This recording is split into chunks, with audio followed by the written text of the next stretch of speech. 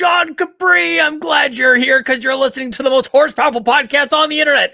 It's the Xbox Drive. I'm on a Skype call with my friend Donnie Reece from PSVG, and on our journey today, it's got only to be a week left before Starfield. There's a whole bunch of stuff happening at Gamescom, and Baldur's Gate is coming to Xbox finally. So we're going to jump on into the Xbox Drive. But before we do, if you're watching this here at youtube.com/Carpool Gaming, hit the like button, hit the subscribe, leave a comment below.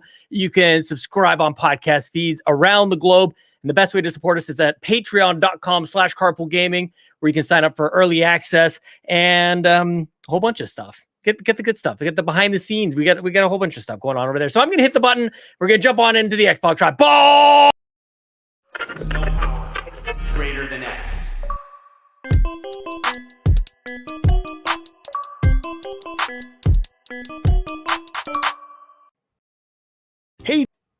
Hey Ryan. Hey Ryan. Hey buddy. How's it going?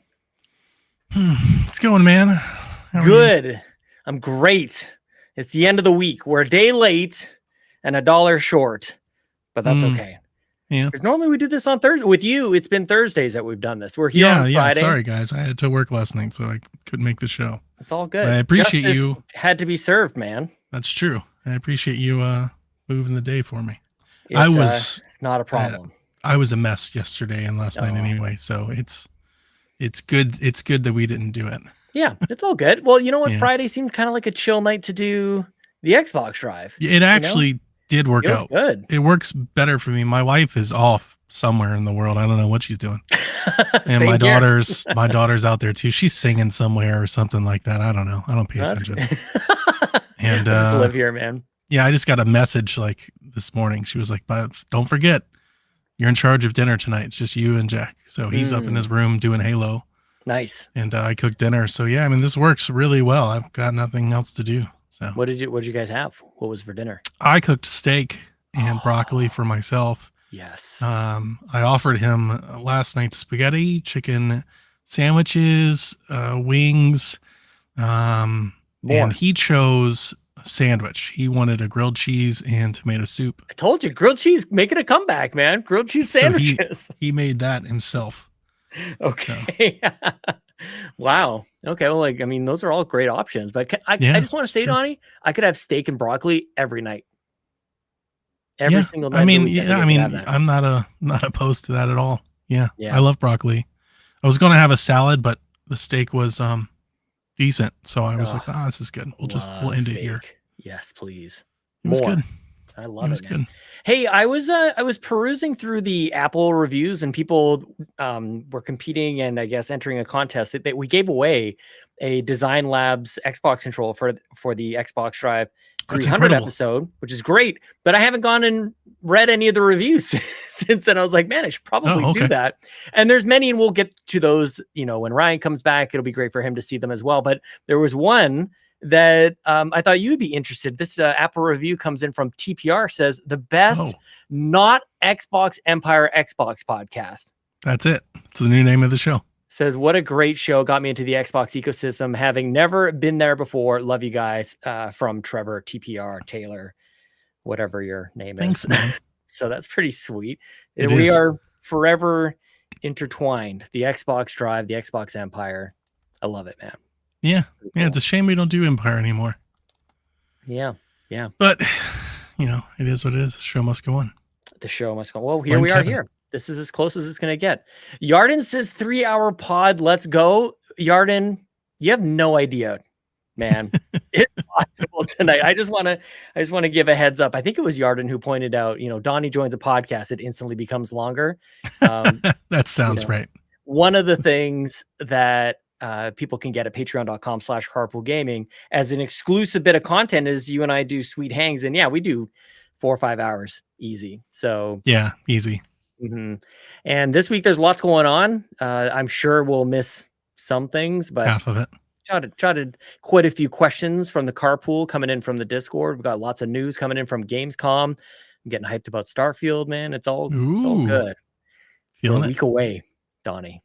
That you are. I know you're pumped, but we are stoked. 1 week away. But we'll pin that. We'll talk about. I'm actually really excited for the reviews. Yes. I haven't really done reviews in a long time, but like with a game like this, like I'm looking forward to, like, especially because I'm not invested. Yeah.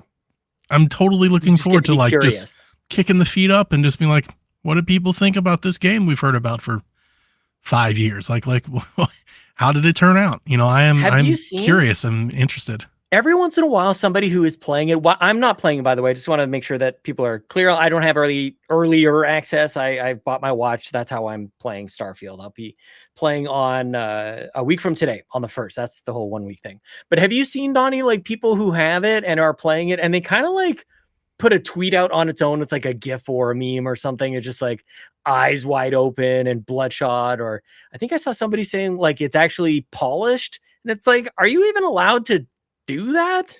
No, I haven't seen that. There's I'll find it here, but yeah, there was somebody who was saying like this is the most polished Bethesda, and I know the bar is low when it comes to Bethesda games and polish, but like, yeah, you know, I don't know. Not yeah, that, I don't know. I haven't seen it. Well, I'm excited about it, man. Donnie, before we get into it though, I just wanted to let you know that there's a bunch of Warhammer stuff happening. Yeah? About it. Yeah, let's do it. I mean, Warhammer, do you see the new trailer for Warhammer 2? That's what I was going to ask you about. Yeah, I mean, it looks incredible. It looks awesome. It looks great. I can't wait. Oh, we had somebody else. It's so funny. Hang on now. I'm never good at remembering. Stingray. Yeah, John was like, he was in our chat this morning because I posted the trailer, and he was like, man, I can't wait for it to come to Game Pass.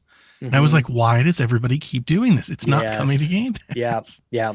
So I think people associate it because of the marketing. Xbox, I think, has the marketing. They always get Xbox trailers for this. So I think because the Xbox logo is shown, people keep assuming it's coming to Game Pass. And or could be a combination of both, but Darktide is coming to Game Pass. Sure is. October 4th. So I think that's it. I think people just think this game. It's not. We're going to have to buy it. So save your monies. But I'll be there. I'll be there on day one. It looks incredible. It looks like kind of undeniably great. Like, I don't know. It does. It looks really good.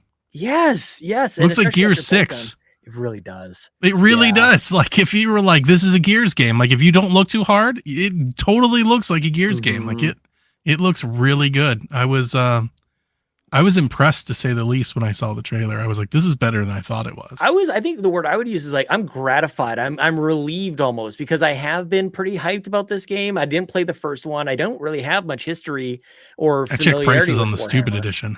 Oh, really? It's too stupid for me, but I did check. What comes with the Stupid Edition? I wish I could like the Stupid Edition. You get like the Titan, and he's like, I think, holding and like chainsawing this guy in half. It's like a statue, like a bust. Oh yeah. But it's $250, and I was like, that's a little more stupid than I can afford. But I did look at it. I did check it. Why did I just entered in my actual birthday in here so I could check it out. Yeah, that's pretty cool. It is.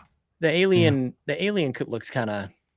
It looks like an alien. It looks like a xenomorph, actually, just kind of shorter head kind of thing. I'm very much looking forward to it. I'll be there. I'll be there playing. I don't know when. We don't have a release date yet, right? Just I was this year. just going to ask you about that. Yeah, it just says coming 2023. Yeah. Coming sometime this fall. Kind of weird. Maybe they make, man. I know we need to get used to games not coming to Game Pass, but I'm still kind of holding out hope for some strange like they're reason. In negotiations. Like maybe they'll just be able to figure this out. Maybe there's like a clause, if Darktide does so well, they automatically do it. I'm not holding out hope. Yeah. I am wondering if this is one of those things where maybe they're like holding on to it to find like a window. You know, they're like, seriously, packed. You know, so like maybe they want to go a couple of weeks after Call of Duty or December, or maybe 2023 becomes like January. You know, like that'd totally be okay. I don't think anybody would care. 2023 part 2. Yeah, it's 2024. I mean, that still counts, right? Like if you're like January 8th, it's still 2023. You're fine. Yeah, sure. Yeah, so I think that's kind of in my head. That's what I'm thinking of. But December's you know what that very means? Viable now, man. You know what that means is that they'll release it like 2 days before Alan Wake and 5 days after Spider-Man and 10 days before Call of Duty is what'll happen. Those last 2 games are the ones that I'm worried about. It's Alan Wake, like whatever, man. Like personally for me, it's whatever, dude. December's wide open. You've been on this for so long. This is like as long as I've known you. I appreciate the commitment and the belief. It's kind of mean, isn't it? It's kind of mean-spirited because control's good. I do the same shit to Final Fantasy constantly. I love it. I love that energy. But I just wanted to ask, have you not watched any of the Alan Wake? It is. 2 marketing? I'm glad you're sticking on this. Yes, because it does actually look good. Doesn't it? It looks really good. It's mostly just the first game is dumb, but I know what you mean about the first game, good. But like that's why I wanted to point it out. I was like, but this looks a lot better than that. It does. This is a total transparency. It's a defense mechanism because there's so many great games coming out. So I have to toss one out the window. Yeah, but this is True Detective, like the horror game, and I am fucking here for it. Like, this looks great. Yeah. Oh man. Yeah. Damn it. And it comes out like the day before Halloween too. Like it couldn't get any better. Like it couldn't get any easier. You know, it's perfect. October 27th, Alan Wake 2. It's actually coming to Xbox. It's not a unlike most games. That's true. Oh my gosh. Jusanto is coming out on October 31st, and that's a game. You don't want to climb mountains and whatnot? I played the demo. Oh, really? It was not good. Oh no. I was like, never play it. Because I was excited, right? You see the Don't Nod logo. I was like, I like them. Totally. And you see the graphics. I'm like, I like that too. Cool. And I got the demo and I was like, I do not like this at all. Damn, and that was not that long ago. It's not like it's going to be a different game. Like that's definitely probably not. the game. It's going to be the same thing. Shoot. It like I can only say one thing about it that'll probably tell most people whether or not they're going to be in on this game or not. It does the things where like each trigger is a hand and you have to climb. So you're like doing the back and the forth and the back and the forth and the back and the forth and the back. And I'm just like, every time I play a game like that, I'm like, why are we doing this? Yeah. Who is out there playing this? And they're like, this is how climbing the game should be. You know, it's the opposite of that. Like, this is terrible. Yeah. Well, if it's at least to climbing, me, apparently there are people out there that enjoy this, but to me, it feels terrible. Well, it's Game Pass, so probably try it out. Like, I think you should. I tried the demo. Nothing would have changed between the demo and me trying it on Game Pass. Would have been the same. It's actually on Halloween. I mean, who knows? I'll probably still be playing Starfield at that point, or Forza's out on the 10th. Spoiler prediction: Sean gets Alan Wake 2. That's my prediction. You heard it here now. Why not? It's going to get great reviews. It's going to be Halloween. It's going to be spooky season. Sean's getting Alan Wake 2. He's going to be there with me. We are all over the place, and I'm loving this, and people hopefully are used to it by now. I'm gonna go ahead and just reach into the carpool. I'm gonna grab Garrett Bland by the scruff of his neck and pull him on in here. Because Garrett Bland says, other than Starfield, what is the next Game Pass game you are looking forward to play? And I don't know if you have Forza, like just off the top of your head. Forza's definitely Forza's up there for me, man. Holy cow. Cocoon is September 29th. I think Payday 3 is gonna be a bit of a dark horse. I'm telling you, how much right now. Yeah, I think it could be cool. Dude, look, I haven't been able to say this for a very long time from my own personal experience. I think the next couple of months of Game Pass looks bonkers. I feel like we finally made it. I know that that's interesting because I feel I don't have a list in front of me. We don't rehearse and we don't have notes. So I do not know what you're about to say. But here's what I want, but I want to put this on the record before you go into this list. I feel like I have nothing on my near-term radar for Game Pass besides Cocoon and Forza. Like, there's nothing else. I feel like, and it's this year, I think has been great for Game Pass. There's been a lot of games, just not a whole lot of them that have really had my interest. They're coming. And like, that doesn't bother me. I'm totally fine with that. But like, I recognize, dude, there was a ton of games on Game Pass this year, like a lot. Yeah. But yeah, for they just not a whole lot of them appealed to me. Like I think I'm already looking towards next year. I'm like, next year's the year, because the games that I was really excited about for Game Pass, I think have all slipped into next year.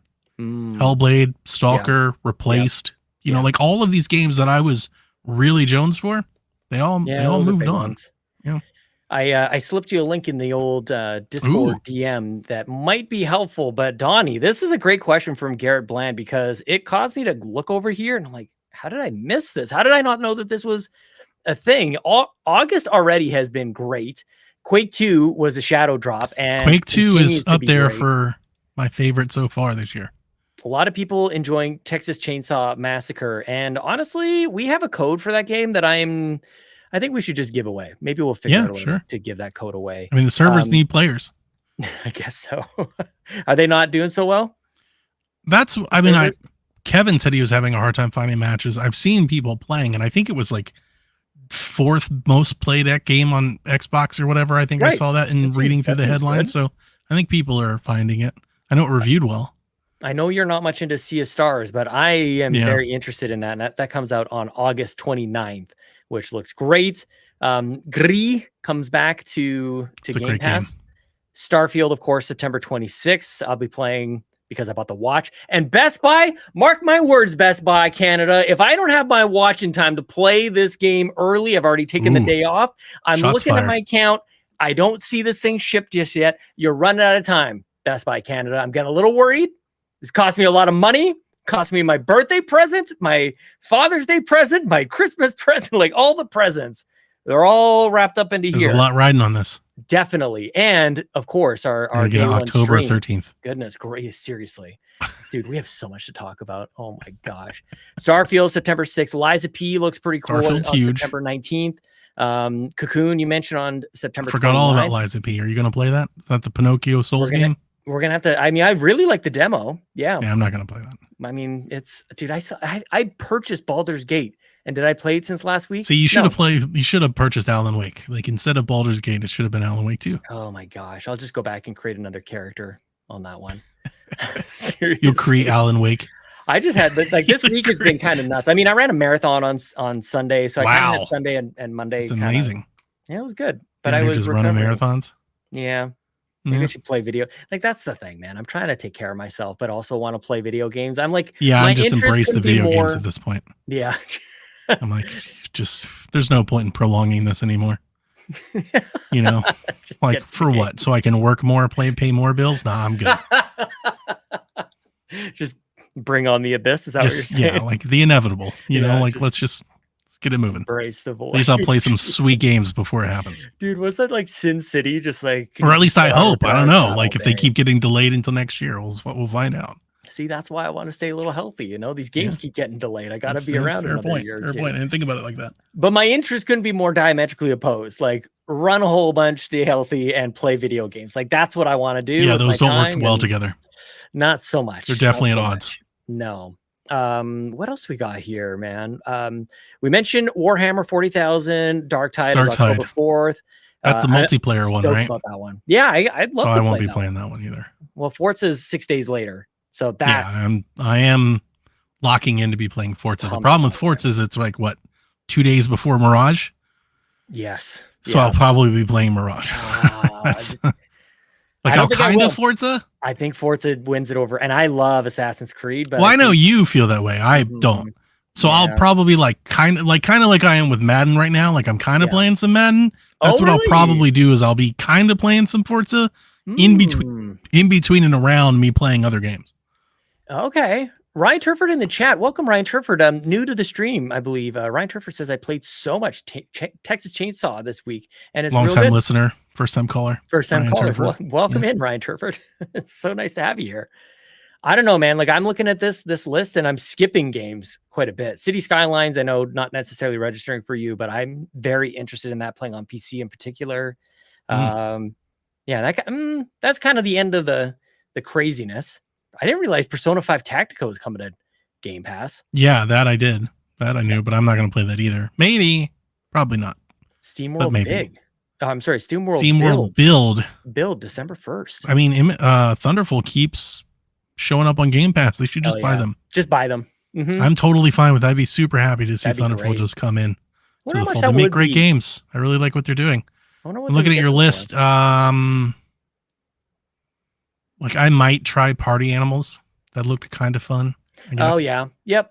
I'm not going to play any of these. Like I'm just not. I'm like 100% being honest with you. Like it's Forza and Cocoon. And even like with Cocoon, I'll be playing Cyberpunk.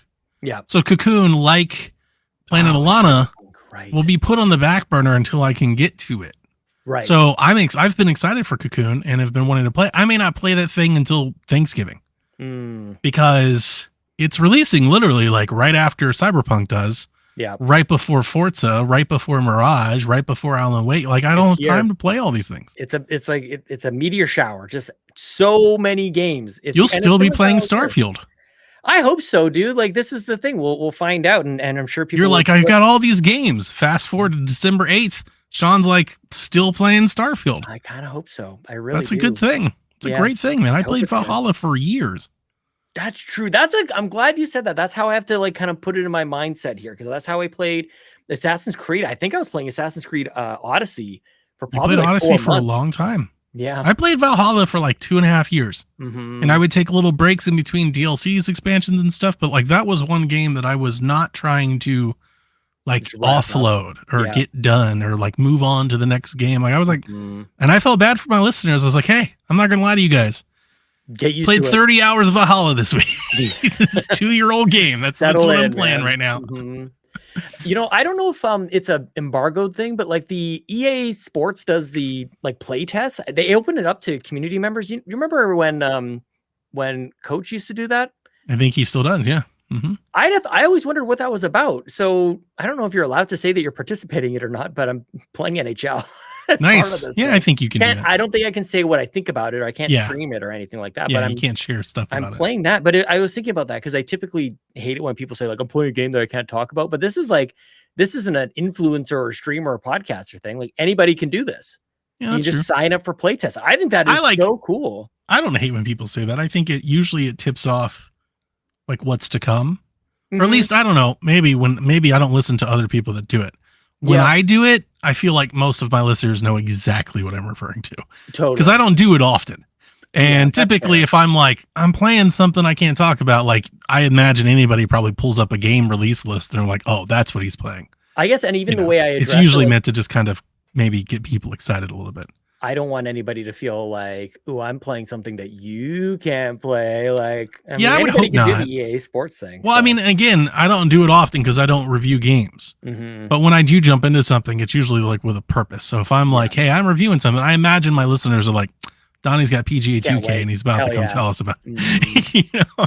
If anything, I might be warning them to skip the next episode because I might talk about golf for an hour and a half. Love that. Well, the golf special, dude. When you played, it's one of like my most memorable episodes of PSVG. When you played Callisto Protocol, and you went on for like 40 minutes.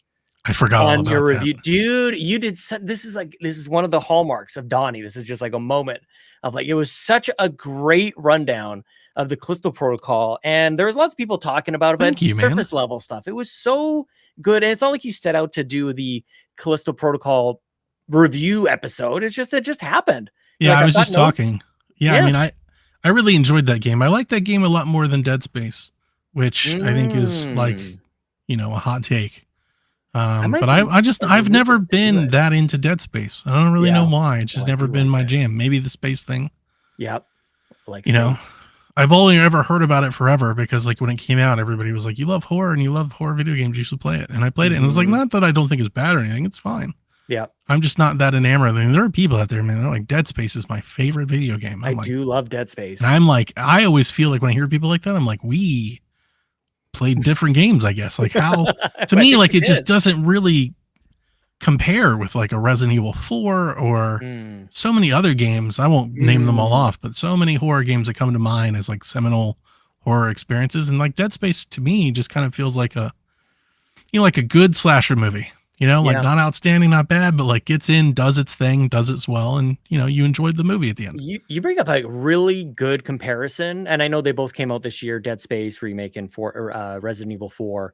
Like Resident Evil 4 really is, in my mind, I think it is better. Like I think it stands above. It's just, I mean, I can feel it already.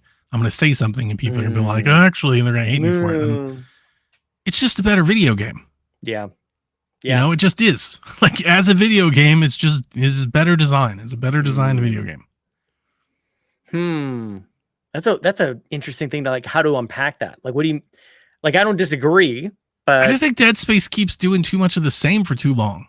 That's fair. Yeah. You know, it's just like, and like the atmosphere is good, but like it doesn't take me all the way to the end.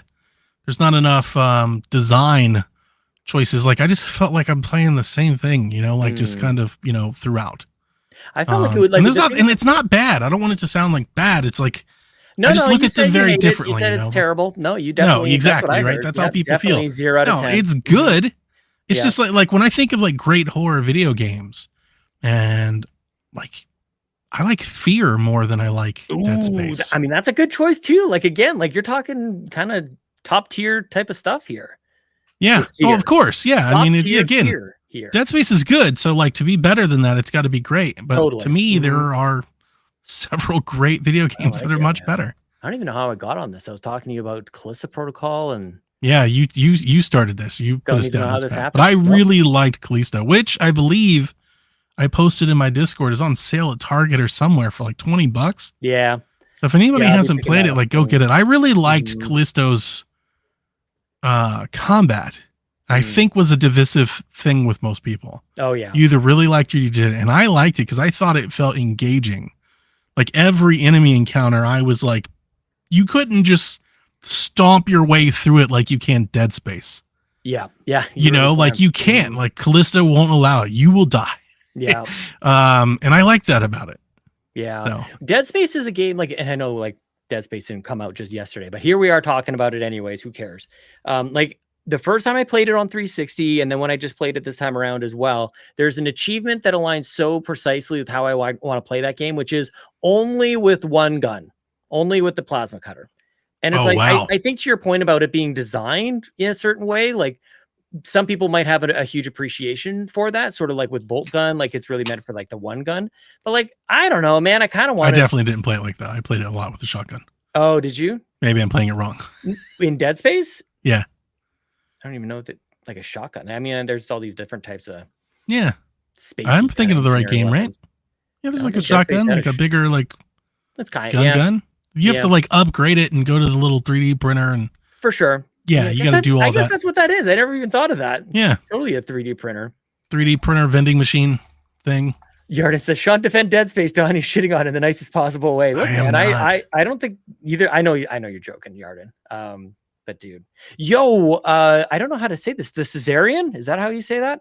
Yeah, I think that's pretty good. For joining us. I'm hyped for Starfield. We are, and most people are. I am hyped for Starfield. I'm very excited. How excited are you for the wrap? We didn't talk about the wrap. Did you get the Starfield wrap? Oh my gosh, dude. I've not told me you bought the what? Not yet. Have I missed it? Have I missed my chance? What do you mean you haven't got it yet?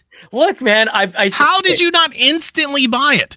Were you not just 2 weeks ago being like, Xbox, where's my Series X? They're like, here it is. He's like, I might get it one day. What the fuck? Go buy the thing. Go buy it right away. It's not the same thing. It is. It's better. You think so? I love it. Oh, I love it. It's really good. This is all I want from, like, I want them, Sean, you have to buy it so that they know to make more of them. Because if they keep doing this, Sean, I will own 20 of these before. I'll buy more of these than I will Xbox games by the end if they actually keep making these. I want one for Gears. I want one for Hellblade. I want one for Fable. I want a Forza one. I don't want the camo ones. That's a nightmare. What a terrible idea. I would buy a Hi-Fi Rush one of these. They do. Are they today? Oh my goodness gracious. Starfield. You have to get it. You have a watch and a controller. How could you not? Well, I mean, that's part of what I wanted to talk to you about. It was like, I am bankrupted by this game. Oh, come on. You are not. Get one.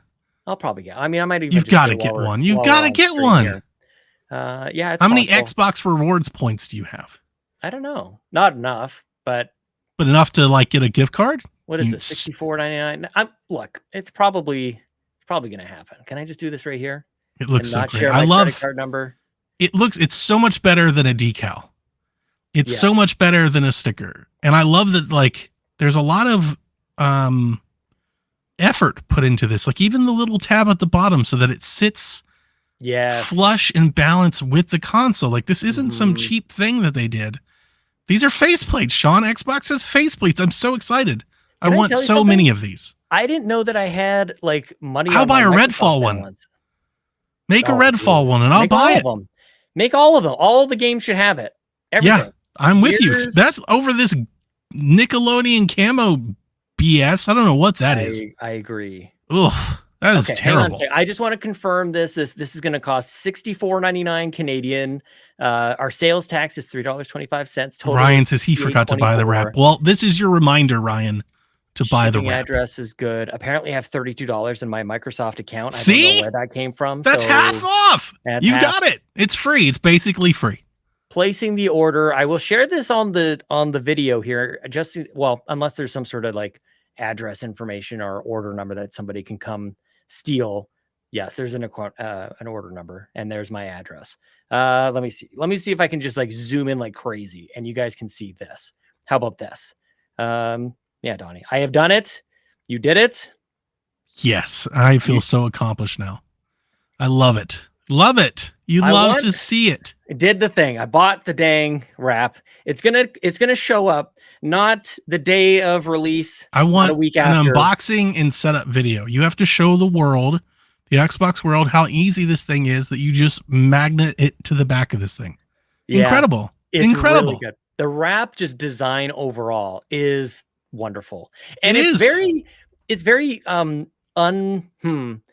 it's not very greedy. Like no, they could definitely sell a console with this design, and I would have bought it. It'd be $400.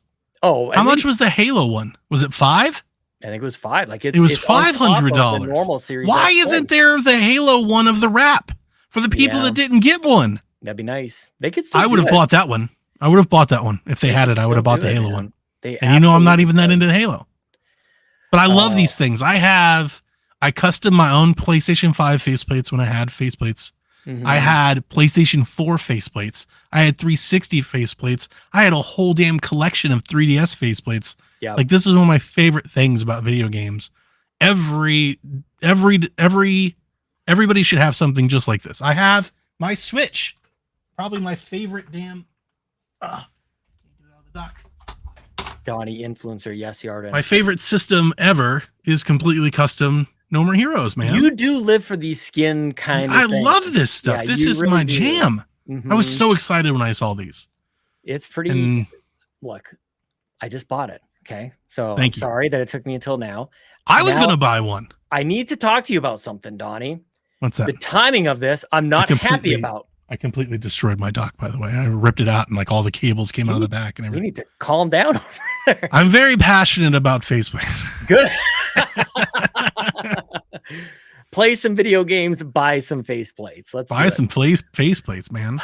Donnie, why is this coming out in October? The game I'm playing to make them. No, dude, what did you not know that Starfield was coming out? Like, did it? What I think happened was they were like, I think they were scared to launch a special edition console and a new IP, especially like maybe right after Redfall release. They're like, wait a second. And when it was shown off, everybody was like, where's the console? I don't know. And Team Xbox, like everything else, somebody over there was like, what can we do?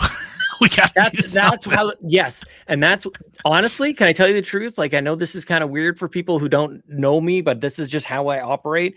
I saw the release date and it didn't align with the launch of the game, and I thought that's dumb. I get it. You want to have it when you get your new game, and I know. You want your watch and you want your controller and you want your wrap and you want to do it all and you want to put it all together right when you press start for the first time. I get it. It just seemed like a misstep from Xbox. That's all. Like on the timing of it. Otherwise, the design of this is beautiful. I feel like it almost maybe sort of kind of makes up for the fact that they're completely losing on the expansion storage bit against Sony.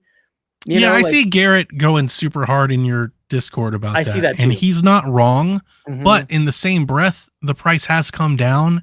Yep. You can get Xbox storage cards for less than what we were paying for SSDs a year and a half ago. So it's like, I get it. You can still call it out that they're not price equal. Yeah. But like, I think we might be overdoing a little bit. Like I saw the new one, the Western Digital card, the 1 terabyte was like $119 the other day. Like that's not too bad. For a terabyte? That's not crazy. That's thing pretty to good. Ask. Yeah. But the problem is that the M2 SSDs for the PlayStation, they're down to like $60. Right. So it's still twice as expensive, but like I paid a lot for like my Xbox 360 external hard drive. Right. Like the amount of people that I think are buying these things aren't as big as people think. I think most people are just, I'll delete some stuff off my console. Right. Like I think you're a pretty enthusiastic gamer if you're like really worried about shopping for external storage. Agreed. Because you have so many games that you need to download. Yep. And I don't think $100 is too much to ask. That's fine. And the thing is, of course, the conversations never capture, the entire story. Like how much usable space do you even have on a PlayStation versus an Xbox? You also don't have to like crack open the console and screw it in and all that. Not that it's hard, but like it literally just plugs in. It just pops in. Like, so there is that convenience thing too. Yeah. No, like, definitely. So I think that's all. There are trade-offs. Now, and I'm glad you brought it up because before 18 months ago, when they were $230, I'm all for it. Like, this is ridiculous. That is a lot. But like, they're not that expensive anymore. Like, that's not that expensive. It's okay. That's when I bought. I bought mine. I bought mine day one. I had external card. Yeah. I bought Jack one too. I got now. See, the thing is, I got Jack. Hang on. Xbox Series S. Let me open up my order history here. You're coming up on 4 years. 4 years ago? 5? No. 2020. I was thinking 2017 for some reason. That was the Switch and my son. When I bought Jack the 500 gigabyte expansion for his Series S. Oh, okay. Yeah. And I want to say I paid like $75 for it or something. And that was a while ago. Yep. That was, I think we got it. He opened it on Christmas last year. It was that wasn't available right away. So that was kind of nice to have a less expensive option. So yeah, it's just one of those things, Xbox can't be second place on anything without becoming the worst option in video games. Oh, of course, because they're perennially like third place overall. Exactly. So everything where they falter becomes a gigantic issue. This is exactly like the Vita, therefore failure. Like, of course, we just be grown-ups about this. But yes. Now again, the wraps when they great. first unveiled them, they were very expensive. Yeah. But we knew that they would come down, and I think they have come down. Donnie, I need to see some like information or graphs or charts or something on why camo is so popular. All the controllers have camo. Everything is camo. Like I don't know anybody. And I want to know if you're here, you're not to shame anybody. I need to know. No, it's definitely shameful. Camo? I wouldn't admit to that if I were. I wouldn't admit to that at all. But I mean, I know that this is a thing. Like people love this stuff. It is a thing. That is that's definitely a thing. Insane, man. Holy cow. We've been doing camo accessories for 20 years. That's all you need to know that it's a thing, is that we've been doing this forever and people keep buying it. There's a reason they keep making them. It's because they keep selling. Yeah. Oh my God. That's why I need you to buy the Starfield wrap. We need everybody to buy the Starfield wrap. Everybody, if you're listening to this, if you're in the wake of this podcast at some point, this audio enters your ears. It's on its way. It's going to arrive. I need you to buy the Starfield wrap. Because if you buy the Starfield wrap, that means they'll make me a Hellblade wrap, and then I can buy that one. Right? Ryan likes the camo controllers. Of course. So there it is. Of course he does. There it is, yeah. He'd be here doing the eternal zig to everybody's zag. Oh, exactly. Dude, this thing is going to arrive 7 days after I'm playing Forza. Like, that's too late, Xbox. Yeah, but then your console will look awesome while you're playing Forza with your matching controller. I'll probably be buying a Forza wrap at some point. Yeah, I don't think they're going to make one of those. Just a bummer. steering wheel. Yeah. Because didn't they come out with, like, they're making, was it Ferrari Xboxes or Lamborghini Xboxes or whatever? I think. Yeah. Those looked cool. Yeah. I loved like half of them. I was like, that is rad. Pretty much cool all if they had a wrap for that. Those custom ones that are only. See, Jordan, my man. Yeah. Thank you. He's getting one. See, here's what I'm hoping. The thing that I like about the wraps is with Xbox doing their direct to consumer thing, they can treat this like they treated like the Redfall controllers. Right. They can put these up in the store. They can sell a limited quantities of them. They don't have to mass produce them and put them in stores and all that. Yep. I don't care if they raise the price. That's what I told Dev. I don't care. If they had a Fable one today for $100, sold. Piece of cake. Give me the wrap. I would pay $100 for a little blanket to wrap my console in because it looks cool. 100% I would do that. Are you comparing like the direct to market or direct to consumer thing now versus what they did with the 360 faceplates and that kind of prevented them from really keeping up with it? I think that with a product like this it's niche. You're not going to sell as many. It's a lot like kind of like the Gear Shop. Yeah. Like with some of their hoodies or t-shirts, like you're not going to sell, well said. Yep. 50 million of these. Yeah. So you need to be able to like price them accordingly and like make sure that like you're not going to take a bath on them. Yeah. And I think that's what they did with the Redfall controllers. They realized that Redfall wasn't going to be a super hit and a super popular. So they put them up, and for the people that were excited about the game, they could buy the controller. Even if they were limited, like a limited time. I would love, as I've said this for years now, if they had design lab wraps with designs that you could pick and choose, and they had like some wallpapers. They're like, design your own wrap, and here's the Gears style, and here's the Fable design, and here's the Doom design, and you pick and do it and put your damn gamer tag on it and buy your own wrap. I would pay extra for that option. Dude, who is it? I haven't followed him in a little while. Like Xbox Pope doing all those designs. Oh, yeah, he was the guy that was used to do that stuff. Yeah. That'd be didn't Xbox hire him, or somebody hired him? I feel like he actually got started working in the industry. He's the one that designed the design for the skin that I have on my Series X, the Fable skin. Awesome. That is so cool. Because I got the Fable controller. Now it's been a couple years. I haven't really kept up or thought of him in some time, but yeah, he had a shop with a decal store where some of his designs are printed. And I think he had Xbox's blessing to do he did some Xbox inspired designs. They didn't really, it doesn't say Fable or anything like that. I don't even think most people would even recognize that my console is a Fable console. That's kind of awesome though. I think most people would be like, why is it brown? Yeah, but the subdued, I don't know. I kind of like that. It's like a shirt, like a graphic tee. Like I kind of like, you know that it's that without it saying the thing. Of course. So if you know, you know. Yeah. So I got the controller and the decal together. So, that I'm all in for this type of stuff. I think every custom controller they did, should have a wrap, should have a companion wrap. Oh, I totally agree. Yeah. And like I said, I was getting to maybe a half an hour ago. It's weird that they could do consoles, they could charge, and they could try to get as many more consoles out into the wild just to pump those numbers, but they're doing this instead. And I feel like this is similar to the Xbox One days where they started really focusing on, if you have an Xbox, you're going to be treated so well. You're just going to, this is why people like Xbox, because they feel like they're listened to, instead of what I think more of a business move would be. Every franchise gets its own collector's edition. We're going to try and have 4 Series X's in a household. But I think buy them to collect them. The reality of that is that they're not going to sell enough of them. They don't sell enough consoles now. Yeah. And making those and manufacturing those and shipping, it's expensive. You can't just have 100,000 special edition consoles that nobody wants. Sure, but you could have one a year. Maybe if you have a game that can drive it. For Starfield, you can. Yeah. That's what I mean. But for Redfall or Forza, you probably can't. Probably Forza would be up there too. I would argue that maybe, I don't think Hellblade. I don't think Hellblade would sell a ton of custom consoles. Would I buy one? Probably sure. Not. Yeah, no, I'm. But with you on I don't Hellblade. think a lot of people would. I'm with you on Hellblade. Yeah. So the wrap is a much lower risk effort, and to be honest with you, the overhead on that thing is probably huge. That's so true. The profitability on that thing's gonna be massive. They probably spend $8 making that thing. Yeah. Sell it for that's perfect. I love it. I'm so excited. I'm not mad at it. I'm more excited about this than the games you were talking about on Game Pass earlier.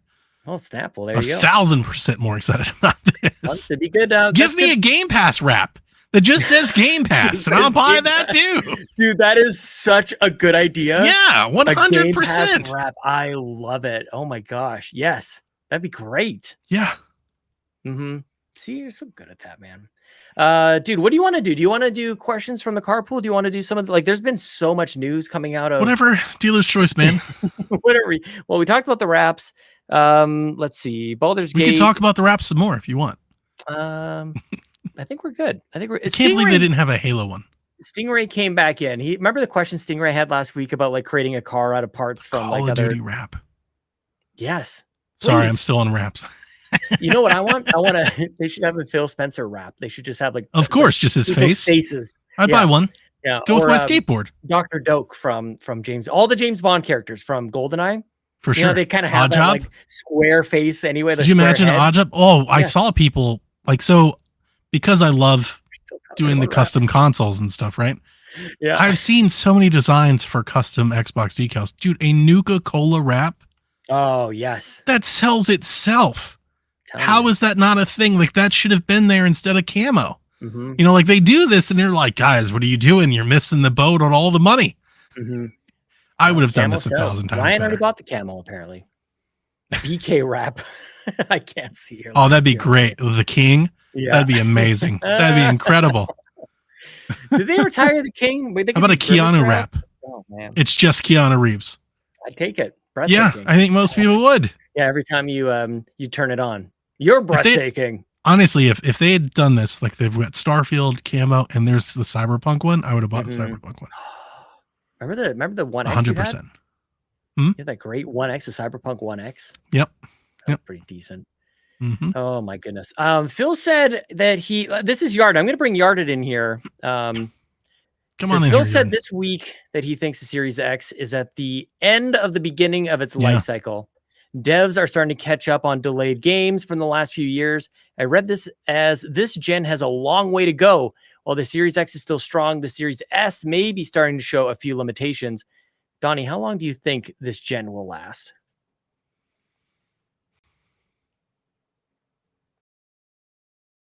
That's a really good question. Well, one of the other things I would tack onto this too is Phil Spencer is also talking about how, like, kind of doubling down. There's no mid-gen refresh coming. They're just sitting. How long do you think that means? Do you think that? Do you think he's speaking like we'll never do one, or just there isn't one next year? Because I'm thinking he's trying to say there's not one coming next year. I think that too. Yeah, me too. Yes. But the thing is that sometimes, and it's funny because he does often talk in these interviews, he'll say like, I need to be clear, because he knows how things can be misconstrued. This is one that I don't know that I saw him do that, to say like, I want to be clear. I don't mean never. I just want to say like, it's not in our plans right now. And I feel like that there's an opportunity for him to have said that, but it leaves it open to interpretation. As you said, like for right now, what I interpret him saying is probably not in the calendar year of 2024. But in 2025, they definitely could, and I don't think I'd be mad about it. And so the question really for how long do you think this gen lasts really determines on, do they do an upgraded model at some point, or do they just move to the next thing? Good point. Yeah. The problem with trying to predict this is that like tech moves so fast. Like I would love to tell you that this generation lasts until like 2030. Yeah. And I think it could, because I think more than ever, the consoles are closer to PCs, and I could see multiple updated consoles. Right. Not just one half step. I could see 2 or 3 half steps involved. I agree. And I think you and I talked about this probably on the Xbox Empire, like as Series X was coming out, is that's kind of what I thought was going to make this generation different.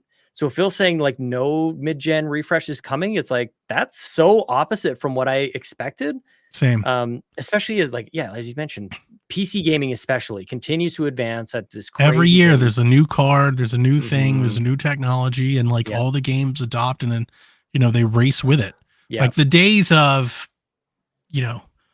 45-year-old gamers talking about, I miss the days when devs would code to the metal of the hardware and get everything out of it. Like those days are gone, man. Like they just throw in, here's new like Lumen tech and new nanotech, and like just keep pushing forward.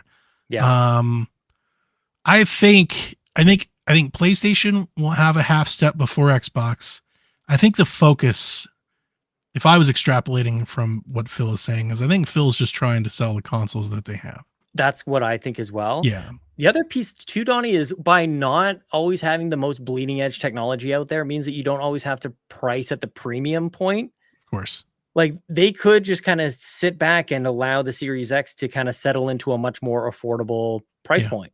And there's something strategic about that as well. Yeah. And if PlayStation comes out with a PS5 Pro and it's more expensive than the current one, I don't know. But there's that rumored Slim that was going around as well. Don't know how that's going to impact pricing. Or I think it's going to be more of a revision, but apparently that's going to come out soon. I don't know how slim it's going to be. Yeah, well. I think it's just a revised model. But yeah, no, you're right. They could just allow the price to come down. But they already have the Series S for that, which they just raised the price on. So that's a little counter to that. I honestly just think I want to say something. And it's just a thought that just entered my brain.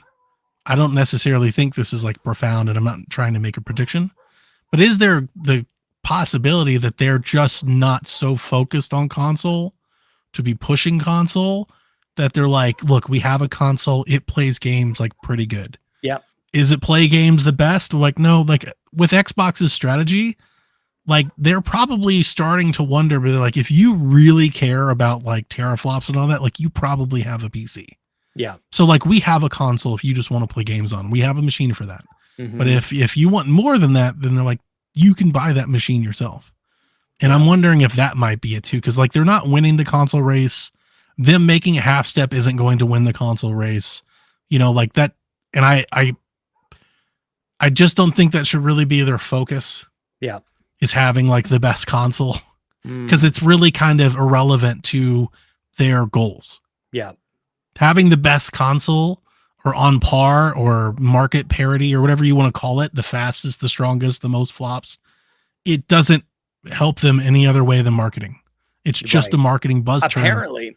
Yeah. It doesn't do anything else for them. Yeah. I mean, until PlayStation is winning on that front, then it matters. They're winning already. They're winning without it.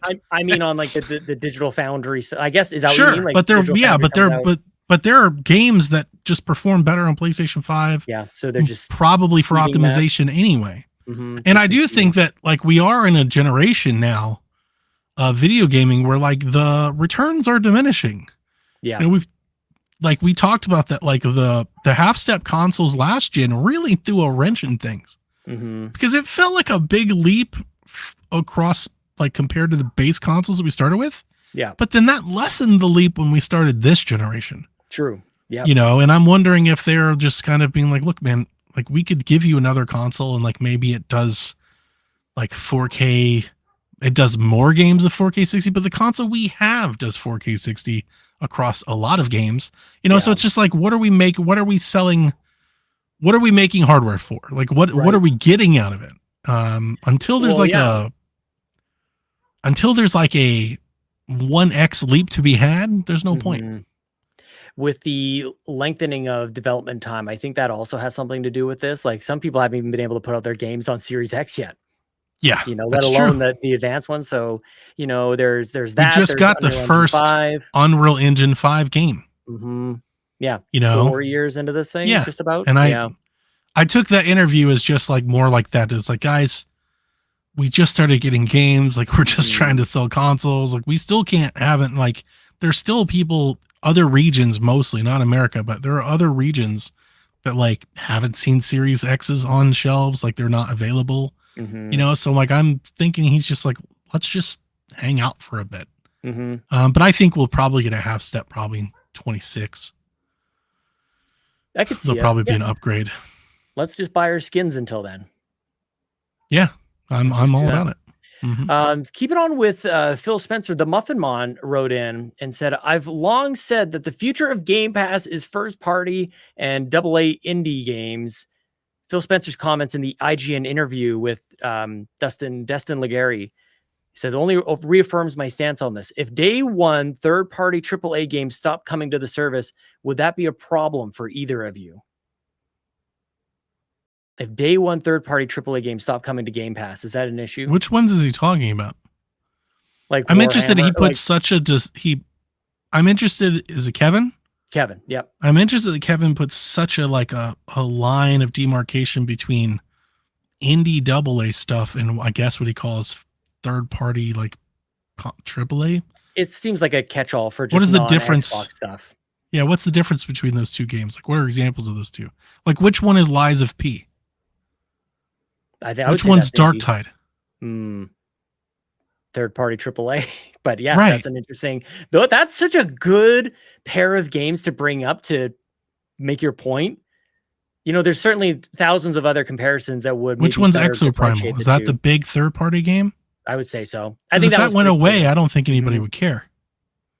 Just I think that's where I think I agree with Kevin in saying that, you know, I'm glad that I guess I would just leave it being first party stuff coming day and date. But I think that there's so much value in what I really Stalker look forward 2 count to. is that a big AAA third party game? I would say so. Yeah, I think so. Yeah. I mean, I've been more excited for that than half of the first party stuff for a while now. Right. So, you know, like would I care? Yeah. But I guess the point I'm trying to make more or less is that there's like it's a wide range. I don't think you can just take out like a whole segment. I think you could have like less third party AAA games, but like they're not all gonna do, like if they all just disappeared, I don't think that's going to happen. Day and date, I think, is the day one launch. Yeah, I don't think that's going to happen. I just don't think that's. I honestly don't think that's. I don't think there's any evidence that that's going to happen. Like, where's the inertia from this? Like, where's the what spawned this thought process?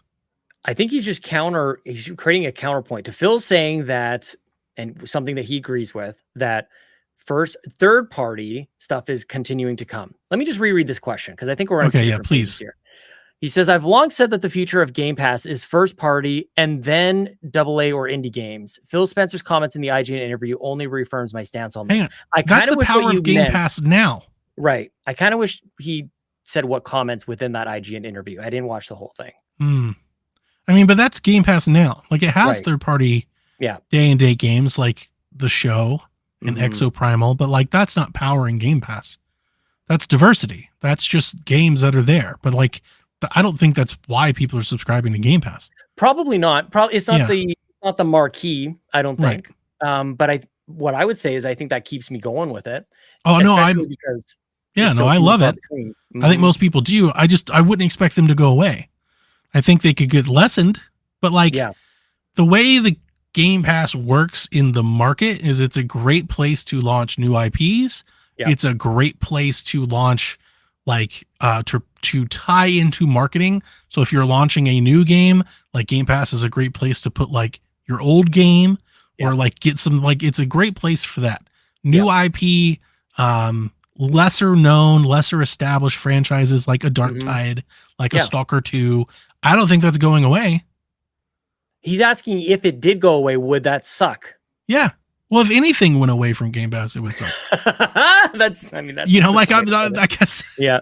Am I being too literal? I'm just like, why are we, if indies went away from Game Pass, it would suck. Like, if anything went away from Game Pass, it would suck. Like, anything less Game Pass is not as good as more Game Pass. Yeah. But I think that's why the third party, like the way the subscription model works, not to evoke the term Netflix, but I will, is that you need to appeal to all subscribers to keep them subscribing so they don't turn it off after they get the game. Because what you don't want to do is condition to people to, I'll subscribe for Starfield and then turn it off. Right. Right. So you get a sports game and you get a shooter and you get an indie and you get something to appeal to the swath of people that might be subscribing. You can't turn off any of the pillars, because then people unsubscribe, because there's always a group of people that are subscribing for different reasons. Yeah. They're all subscribing for Starfield. Like they're here for the show. Like they're here for Gears and Starfield and Forza and Hellblade, but the other things keep them going. As you said, like it keeps them tied in. That's the point. You may subscribe for The Office or whatever, but you stick around because you like this documentary and that stand-up show. And, like, you stick around because there's something else. There's always something new to play. God forbid we end up with Game Pass being carried by like the documentaries, the true crime. Just, I don't know, man. I don't like that stuff on Netflix. I want the Irishman. I love that stuff. I actually do like the true crime stuff. Yeah. Oh my God. It's just so the funny thing is, the thing that I've said for a long time, and this is just me personally, I'm not projecting this on other people, but for me, I subscribe to Game Pass for the indie games. Like, that's really that's the question. That's my return on investment. Yes. Because if I wasn't subscribing to Game Pass, I'm still buying Gears and like I'd buying those either way. Right. But what the value that I take from Game Pass is because I'm subscribed, I save $20 to $40 a month with a Cocoon and a Planet of Lana and the Gunk, and like that's the stuff that like really gives me value, because otherwise I would be buying those things on Switch. Yep.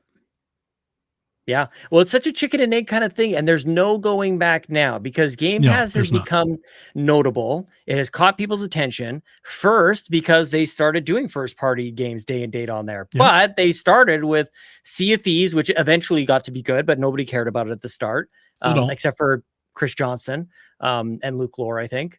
Shout out to those guys. And then there was State of Decay 2 and I think Crackdown 3. Those were the three, right? So like you probably could have had a better come out party for first party coming out to Game Pass, but they played that card and they could never go back. But like, imagine if they were somehow able to make Game Pass as compelling, but without having to play the first party card. but by saying these third-party big games are going to be day and date. MLB The Show, Outriders, Warhammer, like all these I think that's the things. point of buying Call of Duty.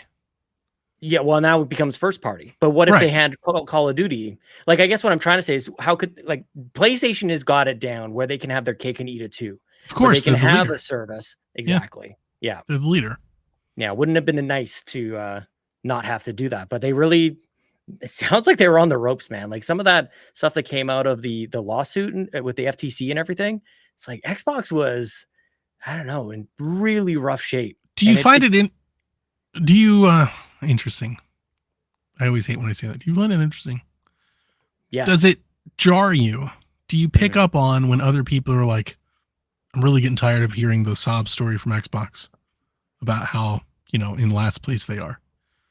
I hear that a lot. That doesn't really You don't register. Hear that? I don't. I've heard that a lot. People are like, I really wish they'd like start making some great games and quit talking about their being in third place. And then you see their testimony and their financials and you weigh it against the competition in the market and you're like, guys, they're seriously like being held over a barrel over here. Yeah. Yeah, I think that's the reality. And I think it's like, I don't think people want to give them that reality. I don't think people want to give that to them. And like, I do think that that's reality. Like we have that on record under testimony and our oath that's reality. That's not like a game. That's not like a facade. That's reality for them. Starfield almost went to PlayStation only. You get in a position like that when you are in a position to where you do have to start making some hard decisions. You have to come to the table and go, hey, like, are we going to keep doing this? Yeah. Like this? Are we going to like try to be better? Are we going to try to compete? Because if we're going to compete, we need to like fix some things. We need to buy some things. And if we're not, then we need to not, because like we can't keep going down the path we're on like this. Yeah. And I don't think a lot of people wanted to accept that when they heard that. What a Xbox One, man. What a generation. Holy crap. Almost like the whole thing. Some sort of parallel universe, man. We got the most weird and interesting one. Somewhere else, they just kind of carried on like the 360. Like Peter Moore just didn't go anywhere. He just kind of carried on, getting more tattoos and hyping us up. And Reggie's still around. Like we're living in. Crazier thing to think about is what if they pulled this Game Pass thing back on 360? Oh yeah, yeah. I could see it. Like what if they had thought of it then? It wasn't possible and there wasn't the world, but like what if? They just got to that end then. What if they had a better start? Like they had a better head start. What year was Game Pass? Like it was within the 300 episodes we've been doing this. When did I want to say 2018 launch? June 1st, 2017. 17. So we would have been 4 years into the Xbox One. I remember the first time they launched and when they first announced it, I hated it. They're like, we've got 100 games. I remember that. And it was like just some terror. It was like basically like all the games with gold games, and we're like, what? Who would subscribe to this? And I guess it was like a year later, maybe a half a year later. They were like, all of our first party games are coming to this as well. And I was like, now we're talking. Now we're on board. Like from that moment on, I was all in. I'm trying to see if I can find the games that were launched alongside. But I remember that initial, this is what Game Pass is. And I was like, what a joke. Yeah, no, same. Yeah. No, it wasn't. Honestly, it wasn't until the first party thing came. I remember it had like, oh man, I remember rereading that going, this can't be real. They were talking about Fable Legends back then. I want to feel like they were like, they're like, we've got Fable, the Lost Chapters and like Kingdom for Keflings. And, like, we're like, what? What are you guys doing? Who's subscribing to this? I found a article on The Verge 2017, May 24th, 2017.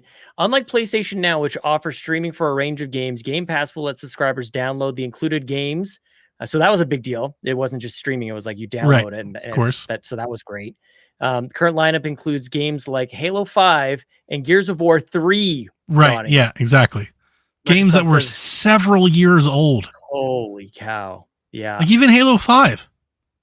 Look, I mean, it's just interesting to walk back to this. Like they didn't need to have the most current games because the differentiator there was the fact that you could download them. And that made people happy. Yep.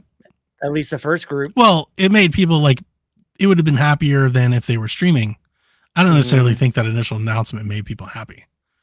There was if I recall, at that time when the initial announcement happened, it was a whole lot of people being like, well, if you don't already have these games, like if you're a new console adopted. If you just bought an Xbox, you can subscribe to this. That was the but like weird for part. everybody else that had, like, we own all of these games. The only people who have an Xbox One in 2017 own all those games. They're all like exactly. So kind of in it.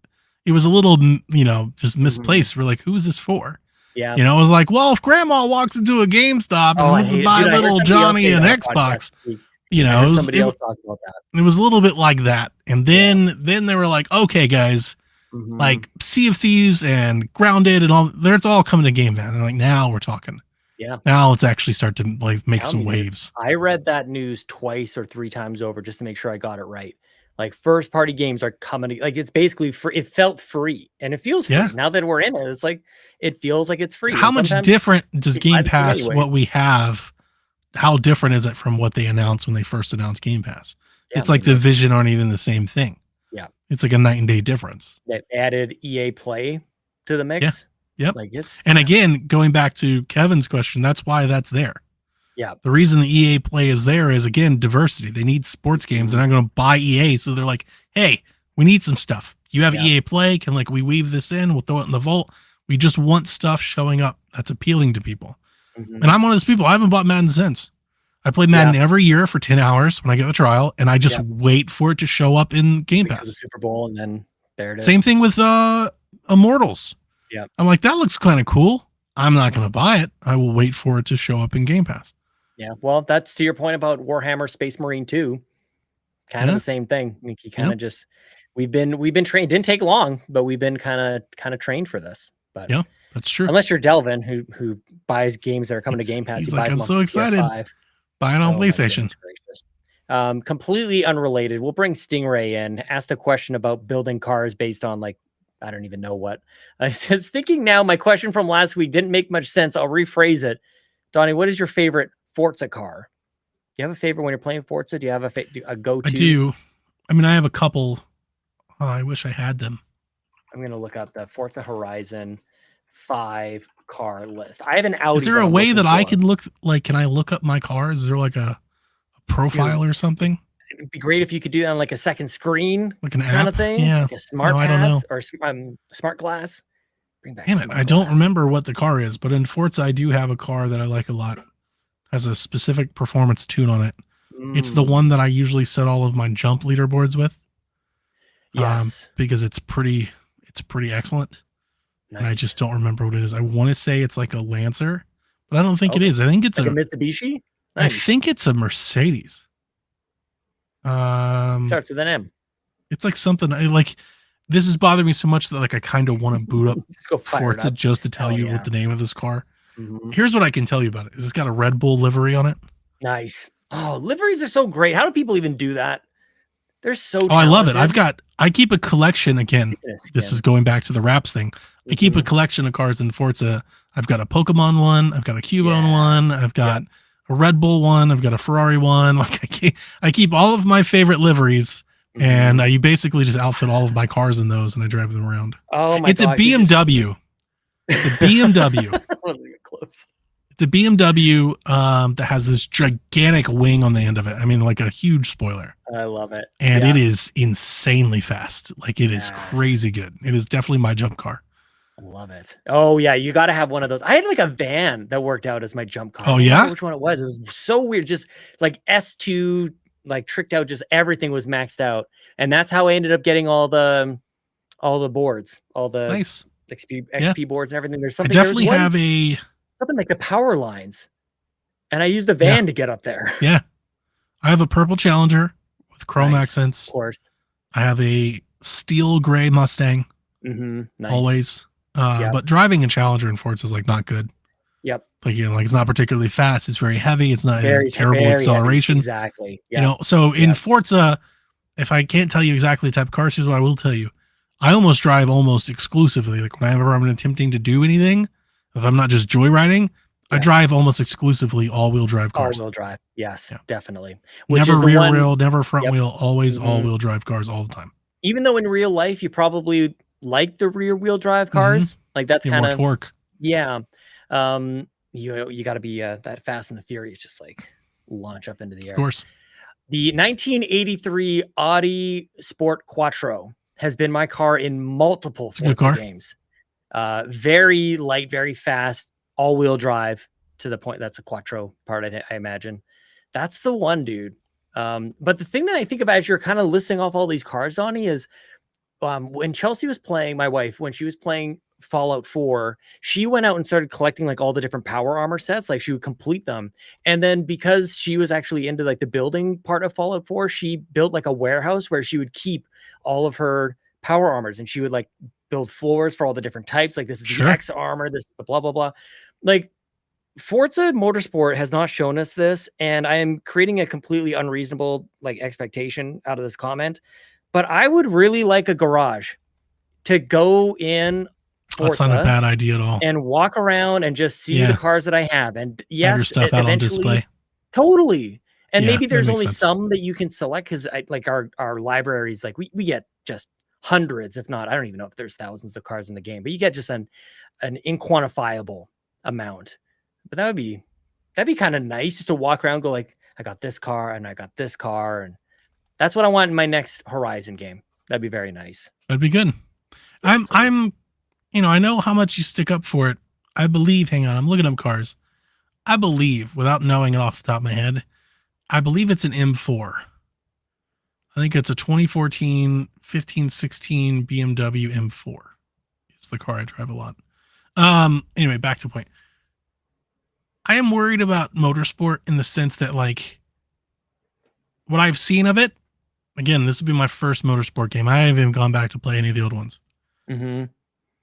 The reason I'm excited for it is there's probably never, ever been a better time in my life for me to want to play a game where I'm setting, like, track times. Right. So, like, that is timely. Mm-hmm. But even with that said, I'm worried about how, like, the longevity that keeps me.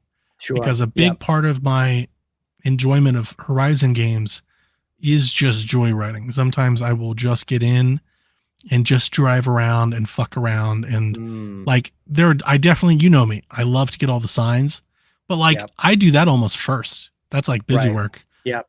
Once I'm all done with that, Mm-hmm. then I just go around and I'm like, do I see Sean on the leaderboard? Let me go knock him up. Like I'm literally just listening to music, driving around. And I'm wondering, like, is there something there like that for me with motorsport? Yeah. You know, I feel like we haven't seen I don't much have at all. that. It's coming. It's just lap times and races. Like I feel I'm wondering, like, how long do I stick with something like that? Yeah, I can't tell you an answer to that. I do think, like, for me, it is like a huge appreciation for the cars, what they look like, what they sound like, how they feel, how you can tune them. Like it doesn't seem, I guess the one thing from Motorsport versus Horizon for me is the cars seem much less kind of disposable. They don't seem like, oh, I'll just use this one and mess around with this for 5 seconds and I'll move on to the next one. Like I seem to flip cars way more often in Horizon, so I don't really get attached to them. I don't do that a whole lot. I have like 10 cars that I drive with. Oh, really? Yeah. Oh, interesting. Oh, I don't know. Yeah, that's like I sift through, find stuff that I like, and then I just stick with the things that I like. Mo Spankins in the chat says Corvette Stingray is my go-to. Well, you know what? The reason we're even talking about this is because Stingray X posed the question. So that's my dad had one of those Corvettes when I was little. Corvette. I like them, man. I think they're the sweet. Stingrays. Yeah, hell yeah. I hated those cars. Yeah, well, you would. But yeah, he loved it. Donnie, Darth Stridius has a question specifically for you. You'll know what I mean in a second. What are you most excited to do in Starfield? When you get on your ship and the tutorial's over, what do you think you'll do? Explore, go pirating, find the big city. I heard Pete Hines talk about this. You can get sucked out into the vacuum of space trying to go board somebody else's ship. I think that is neat. But you're not going to play this game at all. You're going to try it out at least? Not at launch, not anytime soon. Oh man.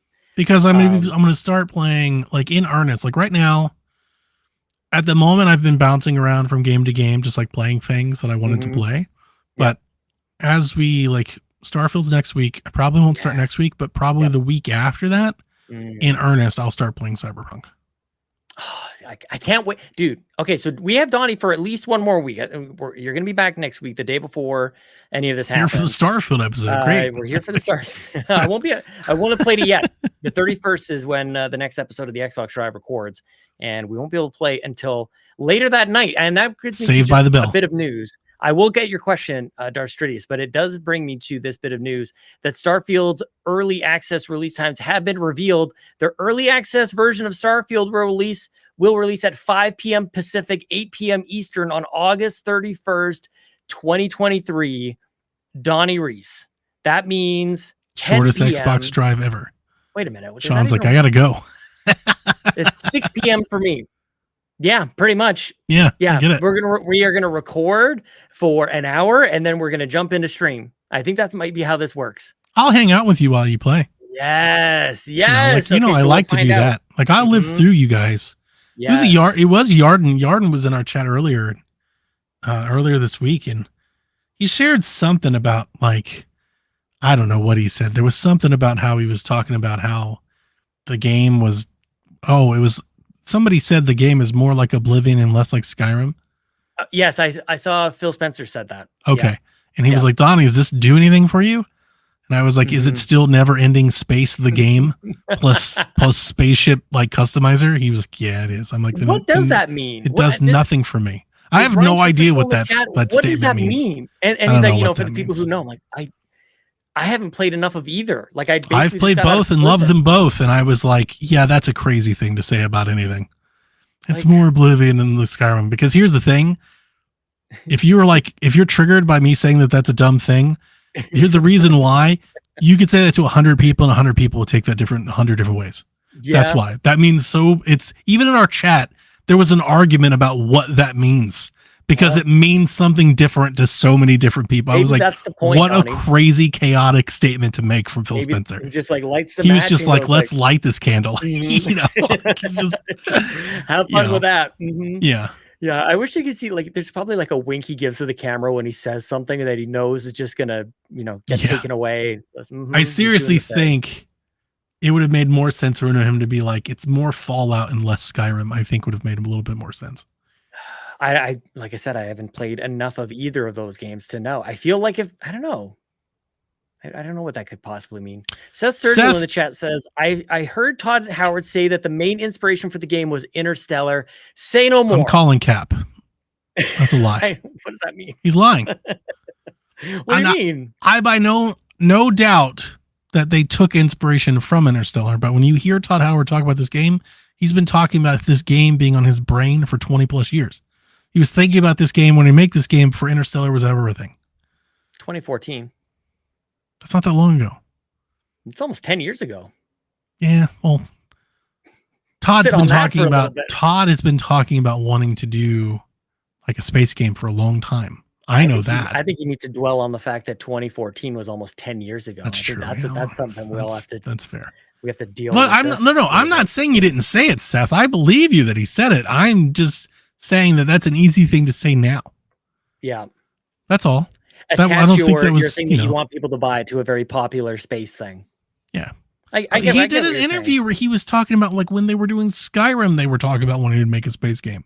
Like this has been in his brain for a long time, and wanting to make this game. I get your sort of I don't want to call it you're being cautious as far as believing God Howard on claims. Right. I get that. Everybody should have a little bit of that, especially when this guy has made promises. Seth took that personally. He's like, oh, Todd. Yeah, no, not you. I believe you. But games evolve through production. I think you can have both things be true. You can be inspired by Interstellar and also have the original idea to make a space game. Of course. Prior to Interstellar. I think maybe a more accurate way to statement was I took a lot of motivation from Interstellar. Yeah. He probably saw Interstellar and was like, fuck it, I got to make this game I've been wanting to make. I think to me, I interpret that as the science-y part of it. And those are the things that excite me. It's there's a lot of very real science in Interstellar. They had a whole lot of people. Is it real? I don't think it's real science. I think it's fake science.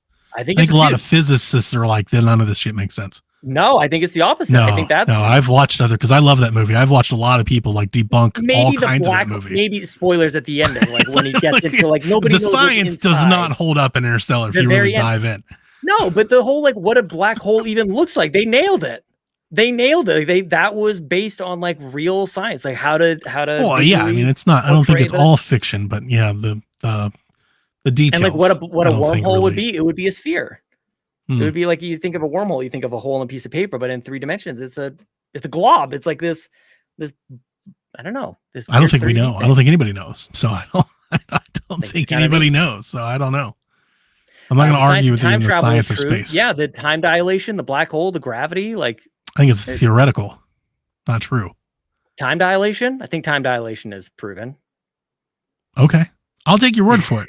I don't think so, but I don't feel the need. I don't feel the need to argue it, so I'll let you have it. But I don't think so. I don't think it's true. You don't think time dilation? Otherwise, we wouldn't have time travel. It only allows you to go. Like, what are you talking about? You're like, no, we totally know that time works differently based on gravity and other planets. Like, we don't know that. Yes, we do. We think that. No, you can, dude. The guys the astronauts in the space station, a few hundred miles above the Earth, their watches tick differently than ours. Okay, but we don't know what that means when you go through a different dimension to another planet. Like, it's theoretical. I feel like that's not. We're projecting. Totally proven. Like if you have more gravity, your time moves slower. I don't know. I don't think that's true. What was the question we were trying to answer here? I don't even remember. What are you excited to do in Starfield? Oh yes, I'm inverting my controls first, Donnie. That's what I'm doing. Oh God, what a nightmare! That's the very first thing. You're talking about you don't like true crime. Says person the serial killer. He's like, I've got to invert my controls. Of course you do. They should ask every killer. Can I ask you a question? They definitely play with inverted controls. Yeah. I don't think so, Donnie. No, we're going to disagree. You do. It's different. The gravity in Canada means you've got to flip the sticks. Mm-hmm. Sergio, just absorbing the main menu. Dude, it's going to be so intense. That first main menu. Oh, means they don't care about the game, Donnie. They didn't design it like. Dude, I love. My name is Eat the Hype for a reason. I love when people are very excited and enthusiastic. And I'm just so like, even just vibing off of you tonight, Sean, I can't tell you how much this has lifted my spirits. It's been a rough night. Good. And like, I wish you weren't a science denier. I love this. I love this feeling. It's been a minute since I've had this feeling and it pay off. So like, same. I just want to like root for you so hard. Like I hope crossed, that's what I was telling people in our Discord. They were all arguing over whether or not they would like Starfield. I'm like, I just hope all of you find whatever it is you're looking for in this game. Like whatever it is, whatever it is you're trying to find, I hope you find it. If you don't like Bethesda games, I hope this is the one. If you love Fallout, I hope this is it. Like I just, whatever it is you're hoping for, I hope this nails it for you. Oh man. Yeah. Well, I was this way, the way you are now. I was this way when Skyrim released. Oh, I was there early. I was there 12 hours early. I was buying pizzas and hanging out in the store. Like I played it around the clock. I stayed up all night long. Like I loved that game. Yep. All I wanted to do was play that game. And it's a fleeting feeling. I think the more you play games, the older you get, like it's like, I was super stoked for Valhalla, but it wasn't the same. Yep. Like it wasn't on the same level, like I think at some point you just, I don't know, experience awareness.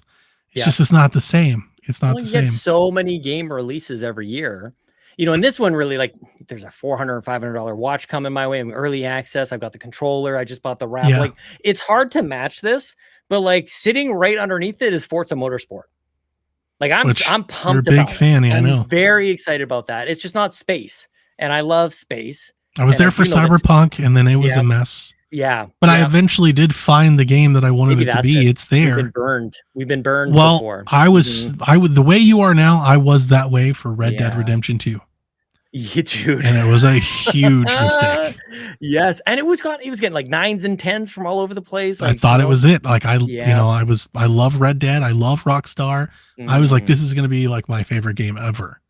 And after 8 hours, I was like, I never want to play this again. I still want to give it another chance, but I don't really have a good reason to. Like maybe it is just tied back to the original Red Dead, that love for the original. I want to give it a second one. For me, I think that's the case. Oh man. Donnie, I'm going to do whatever the first quest is. I'm not going to do anything really exciting first. Eventually, I'll go do some. Can you not do the stuff. first quest? Like, I'm pretty sure they'll have like some sort of onboarding. Yeah, like that's what he says. Like, do the tutorial, and what are you going to do next? I'll do whatever the next quest is. Yeah, I think I'm going to kind of level up and get a bunch of different gear and whatnot, and then see what I can do. I don't imagine it'll be like, and now you're immediately shoot into space. Like that's the whole point. Yeah, maybe a spacewalk. Maybe I'll just at least take a trip around the planet and come back. Oh, that's right. You can't take off though, right? You can't.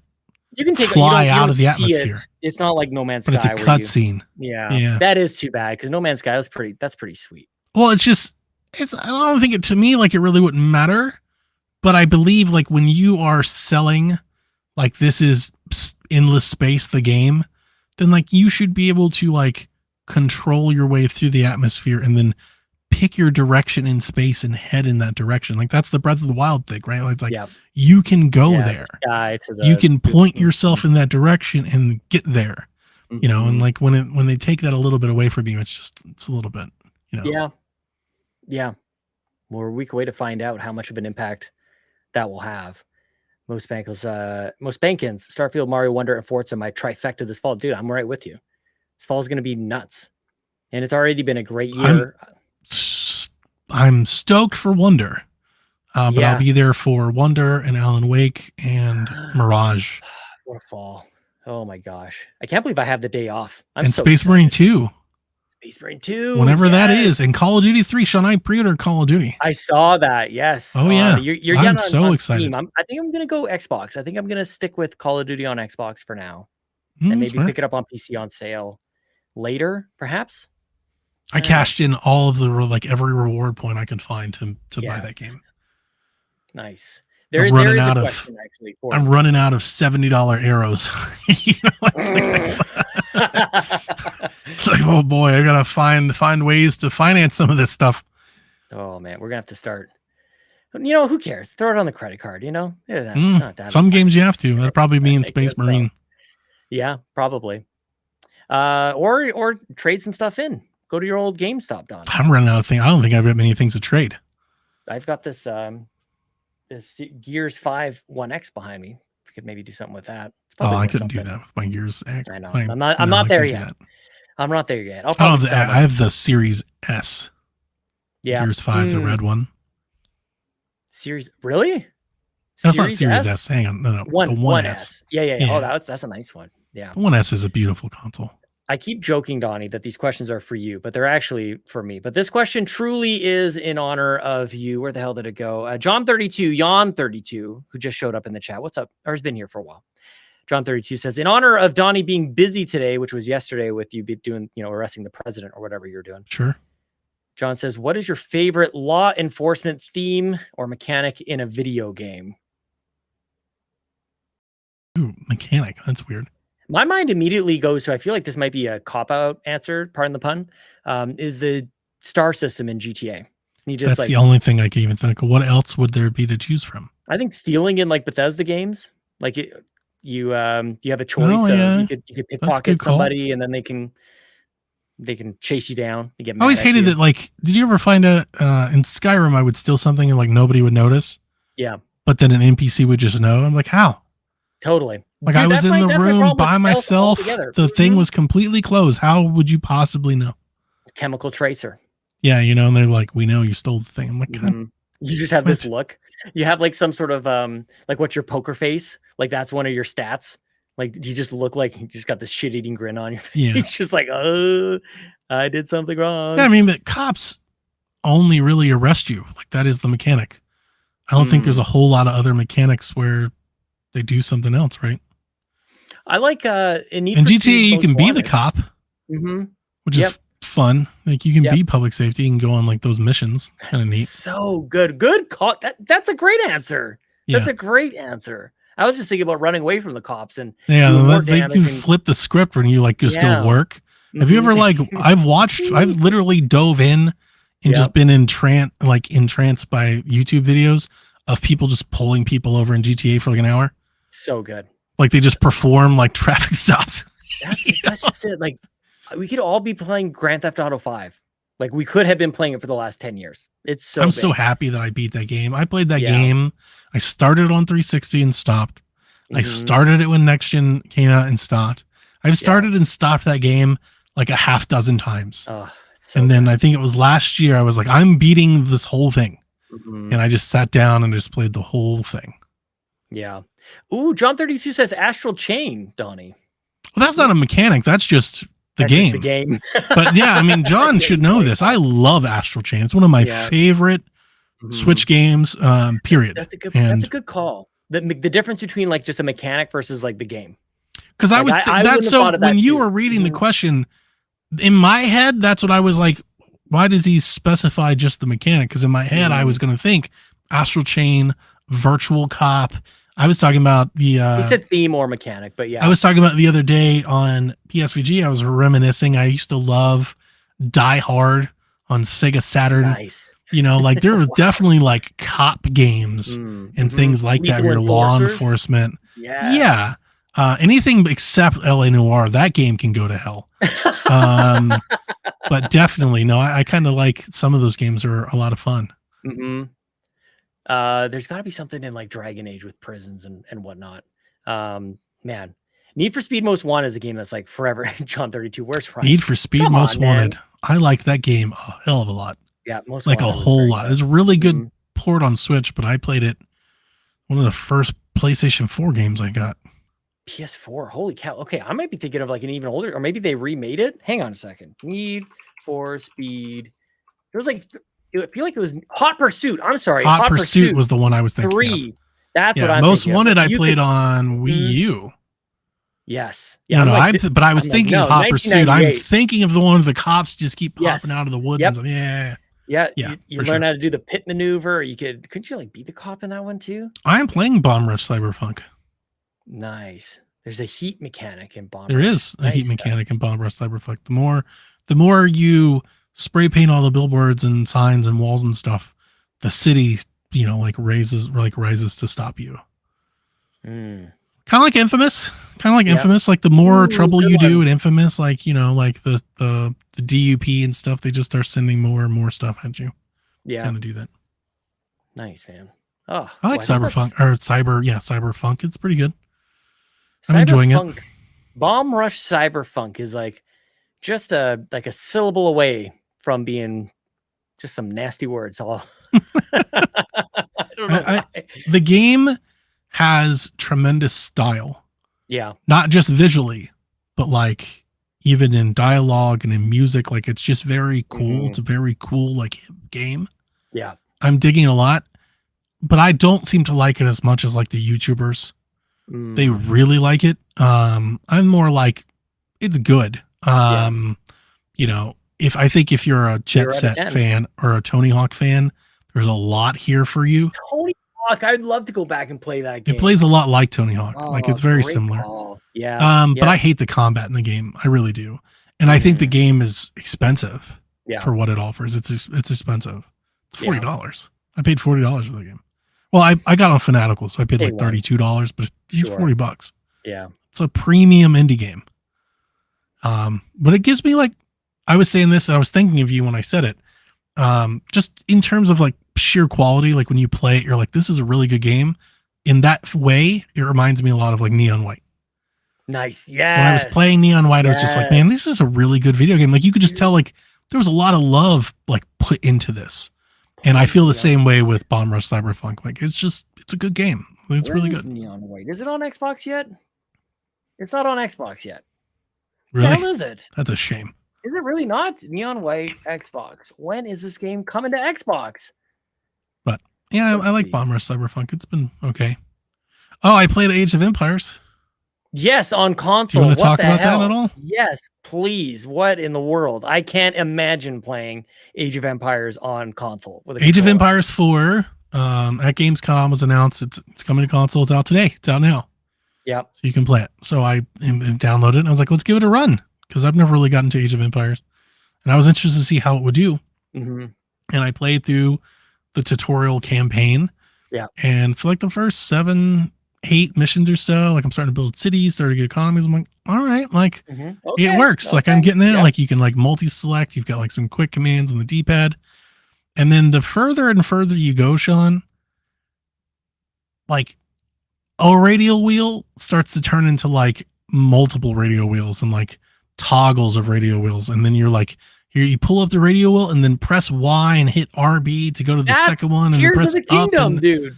It's not though. No, it's not. That's how No, you it's Tears not of the even a little Kingdom. bit. Not even. These two things are not even remotely close to each other. Trust me when I tell you it goes way further than that. And here's the thing. Oh, I'll bet it does because it's Here's a real the time. thing. It's a PC game. It's a keyboard and mouse game. Right. Here's the thing I was going to say. It's not that the controls are bad. I think for what they're doing, the adaptation to controller is good. Sure.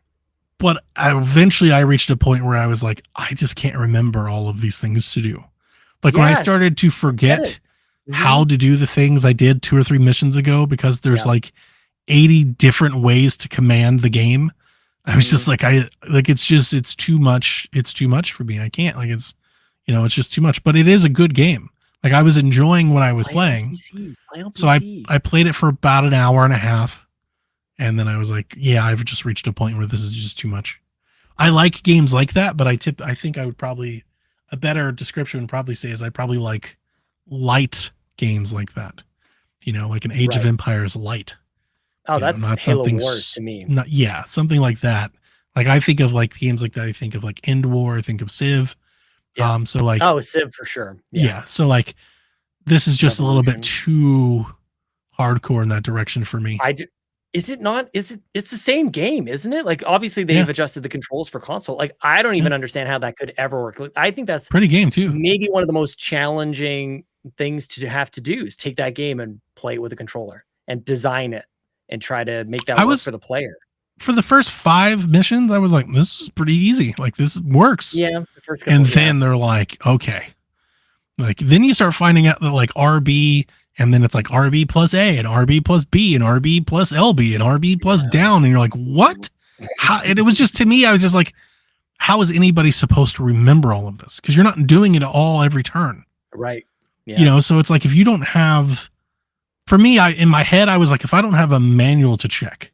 Yeah. Like, okay, how do I get to the technology to upgrade it to let me get the plow that I need to build the thing? Yeah. Like it really starts to unravel. You're like, man, this is a lot. Yeah. So you're done with it? Yeah. No, I'm not going to go back. You don't even want, like, you like the game. game, I'm a simpleton. Like even on PC, like again, it's not the controls. It's just like the vast amount of controls. I could do it on PC and maybe it's more intuitive, but it's still just like a lot to learn. There's just a lot here.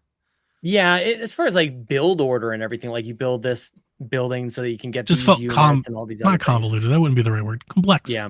Yeah. It is complex. Yeah. Well, you need the tools to play complex games. I feel like, and it might just be this year, but I don't have energy for that right now, and I haven't in like some time. I get it. Yeah. Like it's been a little bit of time since I've really like tried to bite like something really dense. Yeah. That's like people like you're playing Baldur's Gate 3. Like there's nothing less appealing to me right now than Baldur's Gate 3.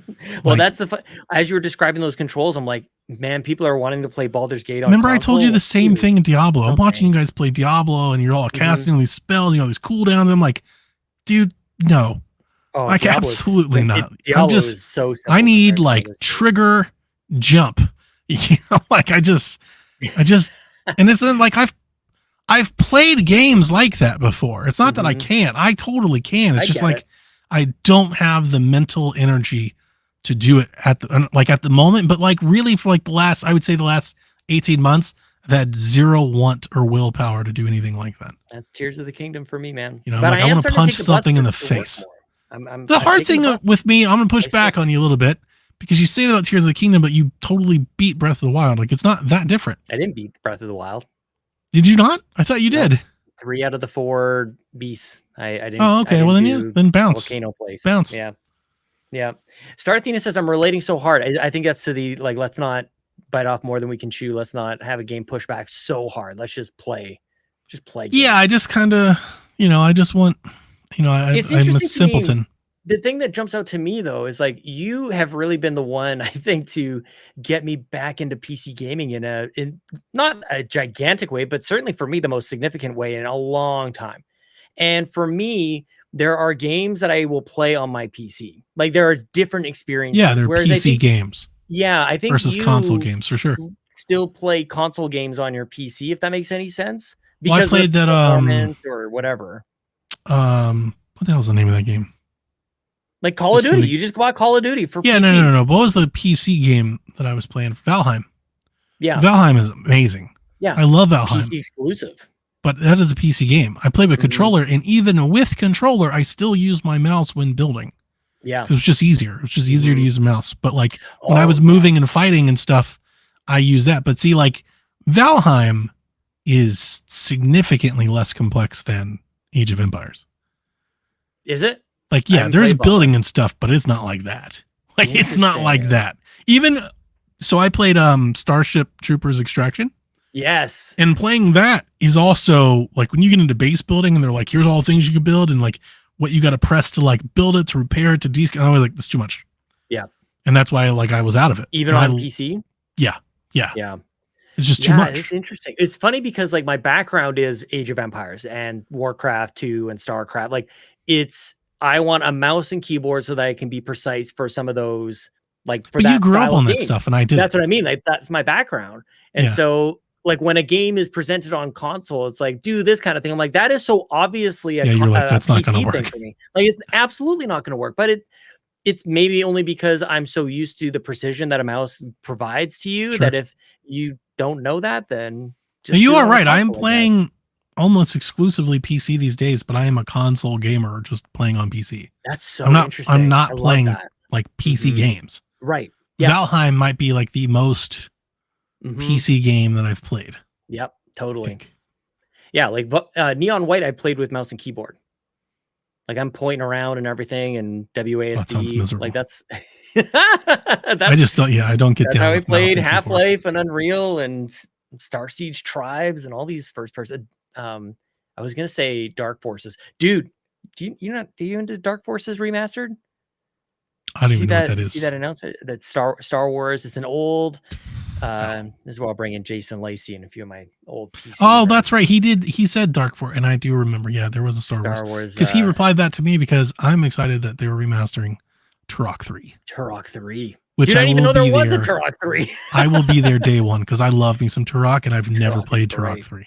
I didn't even know it was a thing. I've played and beaten Turok 1 and 2 a dozen times. Turok 2 is a real deal. Turok 2 is awesome. Seeds of Evil. Oh my gosh. Yes. So good. Oblivion's a hand. Yes. Oh man. The Cerebral Bore. Of course. I showed my son this when the Turok 2 remaster came out. I was like, dude, you shoot it and like bruise her brains out and everything. And he could not have been less interested. He was like, okay, Dad. What? Oh my gosh. That's like, and it like, there's like the saw blade that you can throw and it spins. It's like a boomerang saw blade frisbee. And you throw it and goes, and it cuts people's heads off. Oh, I love Turok. That's great. I love Turok. I've had this idea that I've keep pitching on PSVG over the last few months. Like, I need a Turok game just made by the Far Cry people. What a great idea. Does that not just work like 100% work? Just I don't know who owns the rights to Ubisoft or to Far Cry, but Ubisoft, like, make it happen. I need you. So every time you do a Far Cry and then just do a Turok, but it's still Far Cry just with dinosaurs. And that sounds, we almost got there. It sounds incredible. Like it sounds so damn good. Far Cry Primal, was that the one? It's basically like it hit me when I saw Avatar. I could care less about Avatar at all, but the video game looks great because I really like Far Cry and I look at it and I see the DNA behind the IP. And I'm like, literally, if you just do this, but it's Turok instead of Avatar, Donnie's game of the year. Like might be my favorite game of the year. What a good idea. Yes. That's how this is where AI I could get behind it. You just like prompt it. Kind of like what Devolver Digital did, the way they did their showcase. They had like the AI, it's like it's this plus this, and then they combine it and there's the game. Just think of it, it's all Mario Maker. Where's the Unreal Engine Mario Maker thing where you just go in and press the template and it all changes? Right? Like I don't want to do Super Mario Bros. I want to do Mario Bros. U. And you click it and it all becomes the new thing. Yes, please. What a good idea. I gotta pick up Turok is it's on PC. I think you can buy this. Yeah, it's everywhere. And have you got any of the have you got either of the remasters? I don't think so because buy it on Switch. Oh really? Oh no, I have it on PC. I have it on PC. I have purchased this. I bought Turok 1 and 2 CZ. I'm gonna install it because they're great on Switch. Like if you're looking for a Switch shooter or like a little Switch runaround game, like they're great. I bought them on PC and Switch. I picked up Quake 2 the other night on Switch, and I was just playing it before this on Xbox as well. I'm playing it, and to the point earlier about console games or PC games, I'm like, I don't think I can play this with a controller. Like, it's so weird. I think I just need to play more. Heart to hear. I think I just need to play more. But like, it's such a keyboard game for me. I know. Oof. And it's like, it's not the most sophisticated thing. It's not like I need the precision of a mouse and keyboard to play. It reminds me of this Reddit thread. When the Ally was announced, somebody started a Reddit thread and they posted, they were like, this thing doesn't even have trackpads. To which I replied, that's my favorite thing about it. And then I screenshot that and sent it to Garrett. I was like, this is my favorite thing about the console is it doesn't have this feature you're talking about. It is, especially with Quake. It's a stupid place to kind of Quake 2 is really good. It's really good. It's really good. I am finishing the campaign. Like I'm going to beat the campaign. I fired up Quake 2. You know why I missed it? I talked about this last week. I'm enjoying it. I missed that Quake 64 was on it because they call it Quake 2 64. Yeah. Is kind of how it shows. I'm like, that. I don't remember it being that. I guess that's how it was. But I guess I just didn't read the whole line and see the 64 there. I was like, Quake 2, whatever. But in any case. Quake 64, like they had Quake just on 64 too, right? It wasn't just you? Oh, is that what it is? So that would make sense that it was Quake 2 64 and then Quake 64. Interesting. I think. You might be right. You might be right about that. What is Quake 64? Hang on a second. What is Quake 60? See, this is where Ryan would just know. Let's see. Oh, you're right. I thought so. Quake 64 is just Quake 1. I was waiting for you to tell me that Quake 64 is just Quake 2 64, but I think I remember the reason I say that is I remember the box of the cartridge. Yeah, and it's the one. Because remember, I told you that we talked about this whenever we did that show where we were talking about your PC upbringing. Yep. Like, I played those games, but I never had a PC. I didn't play them there. Yep. A lot of my experience, especially with Bethesda stuff, came through Xbox, but I played Quake and Doom for the first time on 64. When I tell people that, like, that blows people's minds. Like, they're like, what? Because I guess is the funny, is it like a joke? Do people just think that's like the worst way to probably play those games is on 64? I don't know. When I've told people that over the years, like I get jokes, made about it. They're like, God, I think that's just a terrible idea. I think that's just PC gamers. Yeah, because I was like, apparently the version of Doom I played was terrible because nobody thinks this is a good idea. But yeah, I never had a PC or anything. And it wasn't until I got an Xbox that I started playing games like that. But definitely Morrowind, Oblivion, Skyrim, those are all Xbox games to me. It's and I think we've talked about this before, but I'll just say it again since we're just tangenting off here. When people talk about having a preference that like PlayStation caters to like developers that they've had a relationship with before they bought them, they've worked together, and talk about like Insomniac and stuff like that. To me, that Bethesda is that with Xbox. Yeah. And I realize that they make games for other things, but like for me and how I started playing Xbox and was introduced to those games is through that brand. Yeah. So to me, like that made a lot of sense. If I think I said it when they were bought, the only other person I would have ever wanted to buy Bethesda would have been Valve. Right. Just Valve or Xbox. Like I couldn't imagine them being with anybody else. I think that would have been a worse outcome. Yeah. Well, Call of Duty is there for me as well. The 360 days. Yeah. Like not quite as close, but I mean, people don't remember that Call of Duty was not. I don't know. Oblivion like came out first. Right. It came out first. It was exclusive for a while. There's nothing that compares with that. Definitely. They had a lot of marketing. And Skyrim, just as somebody who flip-flopped between 360 and PS3, Skyrim was infinitely better on 360. Like those weren't comparable. Yeah. Like it just kind of felt like they were doing more there. I realize that there's probably millions more people that played Skyrim on PlayStation than, because maybe they're just more popular. But maybe like, that generation, I don't know. If you have that legacy, that decade with that company, I think it's pretty clear that like the Bethesda thing was really going over to Xbox because they were so PC-like. Right, that's the whole point. The direct Xbox and all that. Like, Xbox. that's why. That's why I say, like, them or Valve. I would have hated if they had, like, Take-Two had bought them or Tencent. Like, that would have been disastrous. That would have been depressing. You could have had Starfield was almost PlayStation exclusive. We touched on it earlier, but like Oh, you had and that run. I'm not against this consolidation effort. Like, I'm not against PlayStation owning people, but the sheer idea that PlayStation buys Bethesda and then everything becomes console exclusive, what a terrible outcome. Yeah. And I don't mean to say that as somebody who is saying something against PlayStation. It's just that was one of the benefits of Microsoft buying them, is that their games are still going to be on PC. Yeah. And had Valve bought them, nothing would have changed. Valve would have been like, dude, put your games everywhere. Yeah. Like, that's the win of one of those two companies owning them. I want another orange box. I want something like that. Come on, Valve. You think they'll do that one day? Not even close. They don't even give up. They don't even sell boxes anymore. That's It's true. all digital. That's true. But that would be that's such a. I feel like we knew that it was. They'll add ray tracing to it, and it'll become like the highest played game on Steam for a month and a half. What was the last game they said they were doing ray tracing for? That RTX. Oh, it was your game. Half-Life 2 was getting Half-Life ray 2. tracing. That's right. I sent that to you. It looks great. Yes. I have no idea. I've never played a Half-Life game, but like, it looked great. I was like, man, this is awesome. Hell yeah. I love that. They added it to like Minecraft. Minecraft RTX looks amazing too. Should I? So you always told me whenever I get the idea to play it, I should play Black Mesa. I might take that back. I might take it. It's not the original. It's quite. It ends up being quite. Play Half-Life. Play the original. Yeah, maybe. Can I play Half-Life 2 first because it has ray tracing? Or do they really need to be played in order? I feel like Half-Life 2 is playable by itself. I might have some pushback from people in the community. Could I watch like a YouTube recap of Half-Life and then just play Half-Life 2? Yeah, I mean, people are gonna hold the character you play, Gordon Freeman. They hold him in high regard in the second game because things that he did in the first game, but nothing like specific. Just overall, bad things are happening, and he was a hero of the game. Like, that's not a spoiler. Like, it's just you're in the second one. There was a previous event that happened, and he did great things. That's kind of it. But they do introduce a lot of new stuff. Like, there's a gravity gun in the second one that wasn't in the first one. It just builds off the whole like science-y theme where you can pick things up with your gun and you can fling them off. And it's very physics-based. Oh yeah. I mean, that makes a lot more sense. I've played Alex. I beat Alex. Yeah.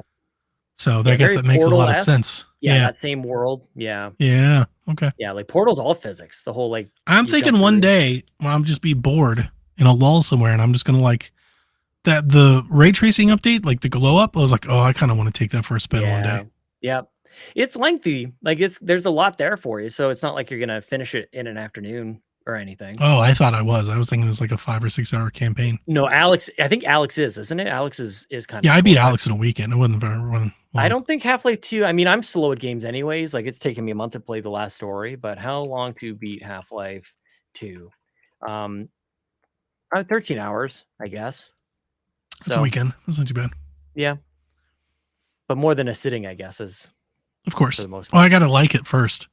If you're a gamer that strives to see all the aspects of the game, you are likely to spend around 19 and a half hours to. Yeah, I got to like it first. So take it for a spin. If I like it, then I'll keep playing. And if I don't, I'll just move on. Pretty decent. I have it. Yeah. I got it for like $1. Yeah. Right. Yeah, Steam had that sale, and they were like, "Here's everything Valve has ever made for $1.25." I was like, "Okay, why not?" Yeah. I feel like that's how I ended up with Turok at some point, because I was gonna say it wasn't on for cheap very often, but probably got it on one of those Fanatical bundles or something. Yeah, that might have been it. Fanatical bundle came through for me when I bought Bomber Cyberpunk. I added, like you get like the little hang, like spend $1.50 more and you get 4 mystery games or whatever. So I did that, and I got Tesla Grad 2 and Tesla Grad Remastered. Nice. Dude, I just bought, for some reason, Roller Coaster Tycoon 3 Complete Edition. I think it was like $5. Yeah. On Fanatical. Like, what am I Did you get on? So you got it on PC? On that makes sense. Yeah. When they announced that in the direct, they're like, Roller Coaster Tycoon 3 is coming to Switch. I was like, why? That's what I mean. Why? Like, that's exactly my point. That's a PC game. I do like some Roller Coaster Tycoon. Definitely. I've played those games. I was thinking of you when I picked it good up. Game. Yeah, dude. Let me see if I don't think we have any other questions, but I had a few notes for us. Where the hell did my notes go? I'm looking at how long to beat and everything here, Donnie. Sure. I just played Marble It Up. which is pretty sweet. I don't know what that is. Marble It Up Ultra. It's a game on pretty much everything. You play a marble and you race it to the end. You of the roll track. around. You just roll around. So it's Super sweet. Monkey Ball. Pretty much. That's exactly what I said. On right. I was talking to Seth about it on the Nintendo Drive. And Seth clarified. I'm going to take his clarification very well. In Monkey Ball, you move the ground, the track. True. You move that around. In this, you move the ball. Okay. You spin. You kind of point in the direction, and you can same difference. You can hop around. It's pretty fun, man. That's that's being like in Super Mario Kart, you move the track, and in Mario Kart 64, you move the car. It's like, okay, but we're accomplishing the same thing. I guess so. Yeah. I don't really like Super Monkey Ball, as it turns out. I tried really. Oh, really? No, I do really like Super Monkey Ball a lot. I don't like it. I like Marble It Up much better. But I think Super Monkey Ball is a portable game that needs to be played on portable. It needs to be on a handheld. Yeah, I have it on Switch. Yeah. Yeah. I like it on Switch. I got to it on 3DS, and I'm sure other people got to it like, I don't know, PSP or GBA or something. I have no idea. Yeah. But on 3DS, it was stellar. Dude. It was stellar. But on 3DS, using gyro all the time was nothing like, oh, rotate your console around. Like, oh yeah, that's the thing we do all the time. Exactly. So it made sense. I do think when I got to Switch Monkey Ball, I didn't play it as much because I don't use gyro a whole lot on Switch. And I was like, yeah, I don't really do that with this console. Mm-hmm. Yeah, I don't really want to either. I think we got to all the questions, Donnie. Starfield's coming. Wraps are good. Phil talked about some Activision games not coming to Game Pass right away. Do you care about that? I feel like that was obvious. Well, I mean, I don't think that should come to a surprise to anybody. I think there are people that are expecting that, like, the day they send out the press release that the deal is closed, they expect games to show up, and like, there's no precedent for that at all. Agreed. Yeah. And I do think that you have to realize those games do have existing contracts and marketing agreements and publishing agreements and probably all sorts of things. But at the same breath, like, if they wanted to just put the games up, they can. Like, the games are already on Xbox. They can just add them to the thing. I think what he means by that. What in that interview, he was like, we have to do things. Like, I think it sounded like he was trying to oversell it a little bit. Mm-hmm. I think it's probably more paperwork wise. It's probably more like legal, like, you know, formality and stuff that when they include things in the Game Pass and certain things like that. Because Activision's going to like run themselves like Bethesda, right? Yeah. Right. So it's not just like Xbox, we own the game or put the game in the game. It's not that. Mm-hmm. Right. They're kind of like a subsidiary. So they're probably still doing a lot of the same things they used to do, paperwork wise, agreement wise. All that stuff's probably still going on. That sounds terrible. You know, just like paperwork. Like, that doesn't sound at all exciting. You're talking about video games and Call of Duty. And it's like, well, in order to do this, there's paperwork. Think about every time you open a game that has an intellectual property, the EULA and the agreements and the thing. Madden's got like 4 of them you have to click through. Yeah. Yeah. You know, like, there are things that probably have to happen. And, you know, people Linda don't care from about finance is that. on vacation, and Tom from wherever, like, he's like, there's people that have to make Doesn't move fast. Yeah, that sucks. You know what, man, that shines such a crappy light on things. Like, you want everything to be like magic. Like, remember when you were a kid and video games were magic? Like, you didn't even think that people were making I still think them. they are. Just showed up. Yeah. Sometimes they are. It is a very special moment when you encounter a game that just feels magical. Yeah, like, it just exists, like it should. Like, it's just, that's the way. It breaks new ground. It does something new and novel to you, and you're just like, it's just, magic. Yeah, just clicks. There's definitely, there's albums out there I feel the same way. I think that about, like, Tool, honestly. Like, I listen to it, I'm like, I can't believe, like, I don't even consider that that's music or sounds made by individuals and instruments. It's just like, it's just a thing. Like, I don't think of them as 4 separate guys like doing the thing. Sure. It's just like, I get you. That record exists. It's like divine creation. Yeah. It's just like a place and time. There you go. Totally. I love that stuff. That'd be an interesting kind of list of games to kind of like Mario is kind of like that. Like, I can't believe that was made by a person. Yeah. But of course it was, you know, and that's a story very well told. But yeah, magic. Like, Link to the Past. Yeah. I think like a lot of Nintendo, maybe even early PlayStation. It descended. I pre-ordered Call of Duty, and it was the first thing Kevin told me. He was like, why? It's just going to be in Game Pass. I was like, not in November. It's not. Oh, Kevin, come on, man. Like it'll show up in Game Pass maybe like in April. Like I'm going to buy Call of Duty like I have every year, for as many years as I have. So, I'm not going to wait. Like if you told me like I'm going to wait because I'm going to get it for free, go knock yourself out. I'm not. That's what I want to play now, though. I do want to play that like day one. Of course. And I have been talking about that a lot this year. Like I don't really want to do that too much. It's been a few times. Starfield, Diablo, I was there day one. That was a few days after Baldur's Gate. Regrettably, I guess I was there for Tears of the Kingdom too. But yeah, Call of Duty, I feel like is safe. I feel like just play it. If you like Call of Duty, it's going to be good on day one. I don't know. I feel like I'm a shill for them sometimes, and I think I think it's more of a like just a hard reaction to like how the industry treats Call of Duty. Yeah. I just think it's if there were first party developers releasing Call of Duty like games every year, people would lose their ever loving mind. They'd be talking about how great they are. Yeah. Like if Call of Duty was MAG or Resistance or whatever, and if it was that good and it was coming out every year, people would be like, this is the greatest thing in the world. But because it's Call of Duty, it gets, and Activision, I think, has a lot to do with it. It gets dismissed. Like this isn't a Madden scenario. Like they're really like the core teams that work on the Call of Duty franchise are really good at what they do. Like their mechanics are great. Their level design is like their multiplayer is rock solid.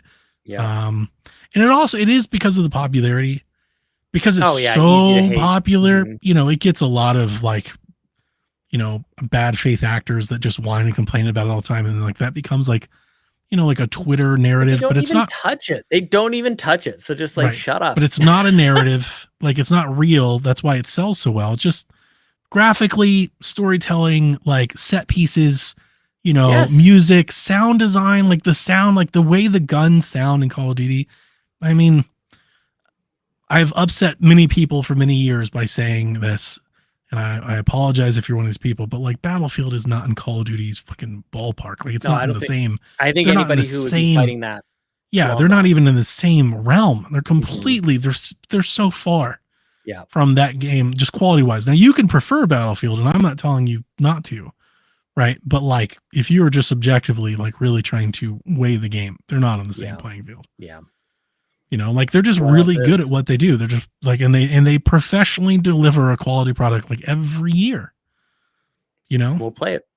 So I try not to be overly dismissive of that, because like that could go away. And then we talk about how we miss it, and it's just like I know. That's like E3. That's the E3 argument. And it's not every year. It's not to say that like they're great at everything. Like I didn't like Ghost a whole lot. I thought World War II was pretty mid. Yeah. But like this trilogy that they've been working on has been excellent. Like it has been great. It's so good. So like I want to buy it. I want to pay for it. I want to support them, and I want to be there when it happens. I don't want to wait and play that someday in July. Like, no, man, I'm on this ride. Same. Yeah, no arguments here, man. But we'll see how I fit it in with Starfield and Forza and everything else. But I'll probably end up just buying. Call of Duty quality is just. It's almost a given. Some people buy Madden every year. Some people buy FIFA and whatever. Yeah, but like Madden doesn't earn it. Like they keep buying because they have the only IP. But like Madden, as someone who I don't play a lot of Madden, but I play Madden every year. And like some years, man, it is mostly the same. Like Call of Duty is not. Well, that's what I was saying. As you're talking about Call of Duty, I'm like, it's going to take a bit of a leap, or something has to change for EA to kind of adopt that model that Call of Duty established so long ago, where you just have multiple teams with multi-year cycles. But it's the same team. I think I heard someone say like it's a 9-month dev cycle on sports games. That is insane. It's a glorified expansion, franchise roster pack. But now here's the thing. That is the model for sports games. That's been the model for a long time. Yeah, but it's not just Madden. Like that's how the show is, and that's how 2K is, and like that's how they all are. How many decades have those like games are made totally different now? All we've been talking about are these games that take 4 years to make in some cases, and these things are still holding on. These sports games are still holding on to. That's why they've had when there's a new generation. That's why sports games launch like featureless, because they put all of their effort into a new engine, a new build. And then year over year, they just keep refining and iterating off of that platform. and they keep Yeah. adding more content and more Well, people franchise buy enough modes of and it, I more mini guess. games. You They know, get like away that's with the it. thing. Yeah, But what if they I had don't 2 or 3 teams making Madden? Like, I don't know if there's a incentive or financially to do that, but that like the game would be way better. I feel but like there's almost no doubt. um, I don't think it really works though.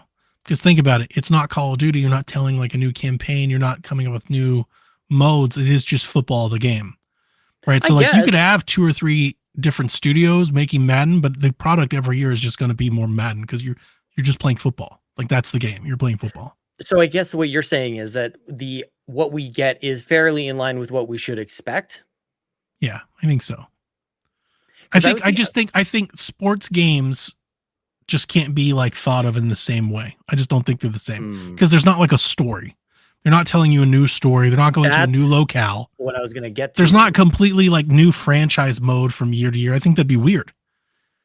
But I don't know if there's ever okay, maybe there's 2 ways that we could think about this. One is exactly the COD model and you rotate throughout. But like what if there was somebody like currently working, like how do they make the next Madden for whenever the next PlayStation or Xbox comes out? They Like, start. how So do they fit that in? I'll tell you what they do. They stop developing like the Right. current gen, Yeah. and they start pre-production on the next gen, and then like that last Madden that you get is basically a roster update. Yeah, that's know? brutal. That's like so you need somebody to at least kind of define what is next. You have to be able to break the mold in a way that you don't have this bare bones game at the start of the next generation of consoles. And so like you talk about story, I was thinking about with NHL, I'm like, man, the thing that captures so many people with sports, like let's say you don't care anything about racing, but like you jump into racing and it's the stories, it's the rivalries and things like that. And I know they've had some of this stuff in wrestling games in particular, you have these storylines. Yeah. But like with the power of like AI, this is where I would want to see with games going that the storylines are kind of dynamically created where like this you develop these rivalries between these 2 teams or these 2 stars. There's a trade that happens and there's something that pulls you in that's more than just the game. To me, like that's the thing about sports, or there's this rookie and all eyes are on him, and then he gets his first goal, and there's this veteran on the team that grabs him up and just like shakes him. He's so happy. There's these moments that happen in sports all the time that are not captured. They focus so much on the systems and the realism and everything. And to me, the things that is compelling that transcends enjoying the sport itself is though that extra layer of there's emotion to it. There's characters at play in real sports. And that doesn't come through in the games like at all, I don't think.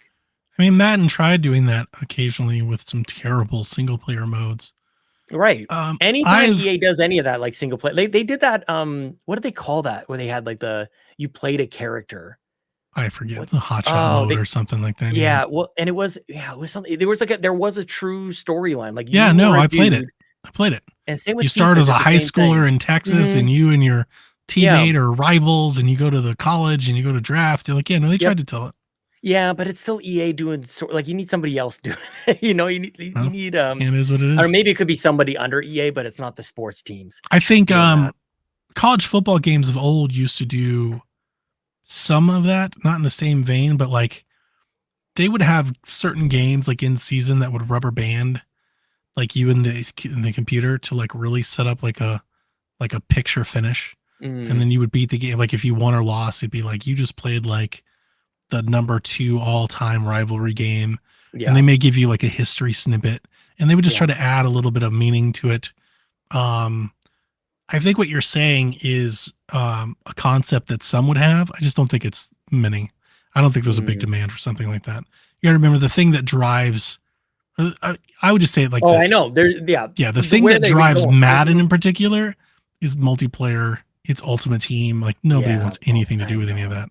Yeah. This is me being an old man just wanting. No, I'm with you. I mean, it sounds good. Yeah, I just don't. Yeah, it's candy. It's fast food. And I was just thinking, like, if you had 3 different teams making their own Madden game, like the variance from year to year from that would be wild. I think that sounds good. Like when you're like, it could be like Call of Duty. You're like, oh, that sounds good. But I think in reality, I don't think that would be good.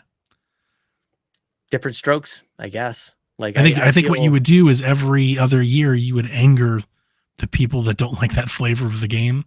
there is something to a sports game of keep building on it. It's like everybody learns it, everybody adopts it. You're on a shared platform, right? Versus people are like, well, I like this one and I only play that one, but not the other one. You know, like for that model to work and for that license to work and stuff, they got to sell that same game to everybody every year. You know, because that happens now. Think about like Ghosts, right? Call of Duty Ghosts, and nobody liked it, right? Yeah. Like if that was Madden, that could be debilitating. But the thing is that annualized rollout of them totally mitigates that risk. That like, if you don't like this one, there's another one coming out in 11 and a half months. Like it's, you think so? It's not. But again, they could be so different. Like the sports games. Yeah, I know. I think I disagree. I'm trying to think this one through, and I think I just disagree. I don't think it would be good to have.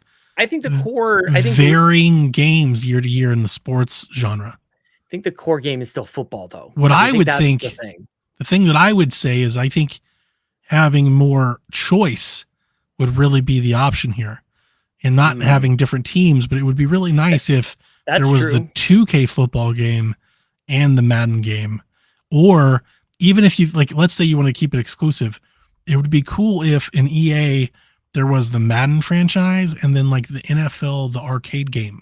Yeah. Like in doing something like that would be better than I think having 3 different studios rotate Madden releases. Yeah. It's well, golf isn't as popular. Like it's not going to sell as many copies as FIFA or Forza, but that's kind of where definitely not golf. EA's golf game. Yeah, well, when's the next one? Like that's not hopefully never with the outing that they just released. That was terrible. Well, just like they're NBA. 2 for 2. Like their last 2 have just been unmitigated disasters. Yeah. Well, and they are releasing those in a way that they develop them for many, many years, and it kind of has to hit, versus I guess there's a benefit to releasing every single year, and you go like, all right, we didn't make it all the way, but we're going to keep working on it. So the second year is actually where things kind of work out. I mean, that's what the club did. You know, PGA 2K, right? What was it called? The club when it came out? But that's what they did. They were like, we have a vision for golf. This is it. It's pretty rocky at first. But they're like, but we're going to keep working on it. We're going to keep refining it. Now they're the best in the biz. They're it. It's interesting, man. Well, sports games are coming out. Madden is it out or coming? It's on soon? EA. No, it's out. It came out and it's on EA Play. You got a trial. Oh, I saw reviews. Reviews weren't glowing for it. Oh, yeah, they're not. In days. Did you guys do PSVG this week? Did you do it last night or the night before? The night before.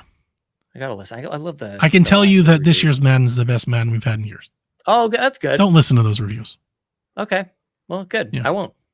Yeah, it's, and I don't think it's great. I'm not telling you it's amazing. I kind of don't like this Frostbite engine version of Madden that we've just been on for a while. Yeah. Like I get it, it's okay, but like it's not my favorite. I think to me the new Madden engine feels a bit rigid and mechanical. It's not as like free flowing and like the feel of player movement and the mechanics I don't enjoy as much as the Maddens of old. Yeah. But that said, this is the best version of that. And I've already used my trial. My trial's gone. I don't want to put you on the spot here, but like when you think of some of the best years in Madden, like are you talking like 06? Are you talking 14? I love 06. Dev loves 05. I also love 09 and 10. I liked Madden 20 when it came out on PS4. The 20th anniversary. Yeah, so there's confusing ones that stick out in my head that I like. I have that one. I have the special edition still in the box. The older build, it was just a bit more arcadey, I think is the right word. Definitely. The players moved more like video game characters and less like we've mocapped, these running backs from 100,000 different angles. We've made it look as like the way they move and the way they run and like they really get kind of locked into animation sometimes. Yeah. And I'm just like, it's just not what I like. I did grow up. It is probably just more of bias on my part, especially like my love affair for like the NCAA series. It's like just not what I want from the game at all. I want it to be free and I want it to be fast and I want it to be arcadey and fun. I want to say fun. I'm aware that there's plenty of people that find this version of Madden fun, and I do too. Like I said, I used my entire trial. It's gone. I've already exhausted it because I am having fun. I played. Did you play multiplayer? I'm sorry. You played multiplayer. Like, how did you use up the trial? Because it doesn't allow you to do the. Oh, really? How far into the franchise could you get? I made it to the. I just completed the championship, the conference championship game. the penultimate. I was that's about to go to the Super crazy. Bowl. Yeah. And that's when my trial ended. Just the timing, like the 10 hours. Yeah, so I got to wait for it to come. Interesting. Before I can finish my season and win the Super Bowl or try to win the Super Bowl. The reason I ask is because I remember doing some like FIFA trials and maybe NHL it was too, like, and it wasn't even just the time, it was how far I got into the story for FIFA in particular. It was like, you can only play up to a certain point. Oh, you can't. No, you can just play Madden until for 10 hours. Well, it would shift you to just a different mode. Like you could do that, and then you just jump into. Oh, that's neat. No, I've never encountered that in Madden. Yeah, and I've done the trial every year for years. I should just play. Last year's Madden, the trial lasted me for months. That was NHL for me. It took me a long time to play 10 hours. This year's Madden, that's awesome. That's the difference, right? Well, when I tell you that I like this year's Madden a lot more, I've went through the whole trial in a week. That's awesome. Whereas last year I was playing Madden. I think I still had trial time left by the time it came out of the vault. Yeah. Like I still could have played it. Yeah. But this year the running game is much improved. Like 1,000%. The blocking scheme and everything. Like running the ball feels good again in the first time in 5 or 6 years. Nice. Yeah. Nice. So that's probably a big part of it for me. I like it. We had a staff kind of annual summer party yesterday, and afterwards one of the guys busts out a football. He's like, "You guys want to play? You just want to toss the ball around? Go throw it around, yeah, man." I'm like, "Yeah, that sounds awesome." And this guy who I had no idea, he's like, I don't know, he's in his late 40s, maybe early 50s, something like that. Perfect spirals, just cannon, just absolutely, just a gorgeous, like, nice fluid throw. He's just an amazing. I'm like, where did this come from? I had no idea. My dad was kind of like that. My dad is a bit shorter than me. Not as big as me now, but at the time, had like a beer belly and a gut. My dad could sling it, man. Like, that's amazing. He would leave welts on my forearms me catching the ball. Dude, it looked fake. Like I was watching him do it, and it looked like there was like this delay of him, like the ball leaving his hand, like something happened. Nice. And I felt like I was watching, I don't know, something else. It was very. I love tossing football, especially in the fall. Great. Every year I take my son out. Usually, like before his friends, our neighbors, we used to have some neighbor kids. They moved away. We would get little 3-on-3 games going where I would play like QB for both teams and let them run routes and stuff. Yeah. Heck yes. I love it. Play sports ball. Sports ball. That's what people come to the Xbox Drive, right? I feel like I've ruined your demographic. They're like, what is all of this Madden talk? More hockey. Don't care. They're like, hockey. Football. Is that the one with? People are definitely not here for. They're like, is that the one with Messi in it? Like, I don't know if do Canadians think soccer's football. I don't know how that works. Where's EAFC? How many? Where are the Argonauts? Have you played with them? The CFL. There is a Canadian football game. And is there really? Awful. Yeah, there is a game. Canadian football. There is not. Yeah, there is video game. Hang on a second. No way. There totally is. That's hilarious. It's time for a CFL game. It was like unofficial Canadian football 2017. Here it is. Is it gridiron? Is it just one video game? Yeah, it was just one, and it's it's not published by Much More Football. It's no, but it's published and developed by Canuck Play Incorporated. I just pulled up there's a picture of the game, and it has like marketing points. And the first marketing point on this picture says all 9 Canadian cities included. That is the most Canadian football shit to put on the box. Dude, all 9 teams are here. Why is there only 9? Why is it 9? Why aren't there 8? Like, I don't even know if who has a league of 9 teams. Dude, that's like kind of us at our best. That's yes. Do we even have 9? John 32. Dude, that legit looks like NCAA football. It's made in Unity. It looks like NCAA football. I mean, it looks like if you were to like, dude, this is NCAA 08. Not even 08. It looks worse than that. NCAA 04, maybe. 04, exactly. Yeah. Dude, click on that picture that you're hovering on. No, go back. That's NCAA 2003. Oh my gosh! I've played that game 1,000 times in my life. I know what that is. NCAA 2003. Look at the stadium. Yeah, it's like a single balcony. Like there's a single row. Look at John in the chat. He said Argos. Man. Okay, here are the teams. The Hamilton Stingers. I'm so upset if people aren't watching this on YouTube. You have to look at the picture that Sean is showing us because it looks like a picture Like the league the picture that Sean is showing us is a picture of icons of all the teams that are in the Canadian Football League. And it looks like if you were to tell me, Donnie, what are these teams? I'd be like, this is like the WAC conference in NCAA. Like this is like a D2 college football conference. Yeah, this is like the Miami Sharks from Any Given Sunday. Yeah, I mean this is the American Athletic Conference. Like this is Rice, Donnie. Let's Washington Let's have you State. guess these. Let's have you guess these. Let's guess CFL. I don't know logo. Canadian names. I don't know Canadian city names to guess. Good. Hang on, let me just look up popular Canadian cities. I was like, yeah, just look at the cities. You can bring that up. But we've got I was almost about to give this away, but we've got 1, 2, 3, 4, 5, 6, 7, 8, 9. Yeah, we do have 9 teams. Look at us. Go. Hang on, I'm gonna see really if I can find 9, just 32. a list of. What Here we go. A list of municipalities. All right, here we go. I have a list of municipalities. You have a collection of icons. I'm gonna bring this up and make it a little bigger. I'm gonna change what you can see. So I'm gonna audio listeners, I'll do my best to try to describe the image that Donnie is about to guess. We're gonna start here, Donnie, on the top left. It almost looks like a black saw blade with an R and a red ring kind of around it. This is the Regina Buzzsaws. This it's Regina. Is it Regina? That's worse. It really is. Yeah, that's so much worse. City that rhymes with fun. Yep. This is amazing, says John 32. John 32, I actually need some help on this one. The team is the Red Blacks, but I actually don't even know what the city from these guys are. Is this the Ottawa? Wait a minute. Red So Blacks? Oh god, this would be so Canadian. So hang on. The letters in the icons don't refer to the city name, they refer to the team name? In this case, I think so. It is the Ottawa Red Blacks. Yes. Yes, but the O apparently is the saw blade.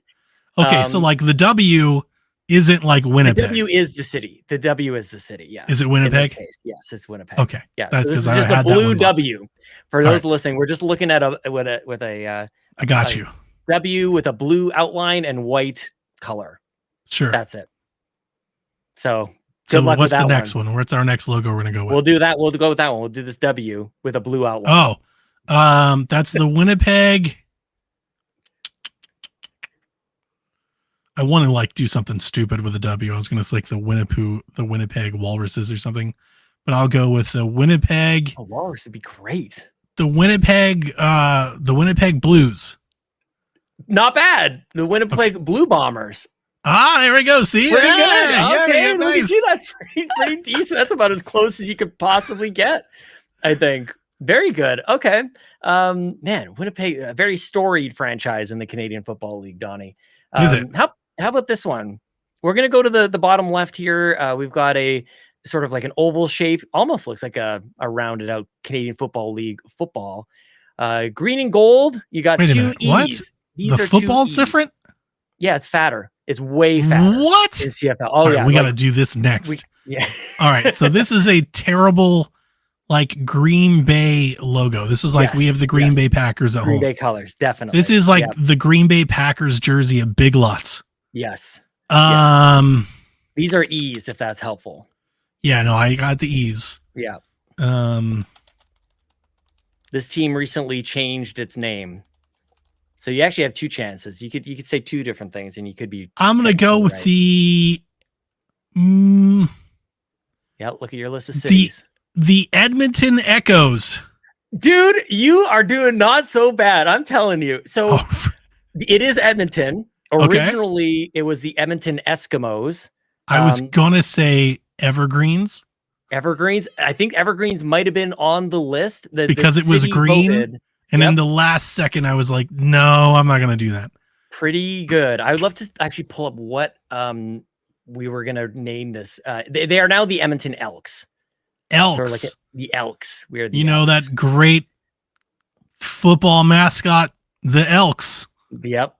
Wow. When you think football. Canada really Canada's. Like, you guys are up there just Canadianing it up.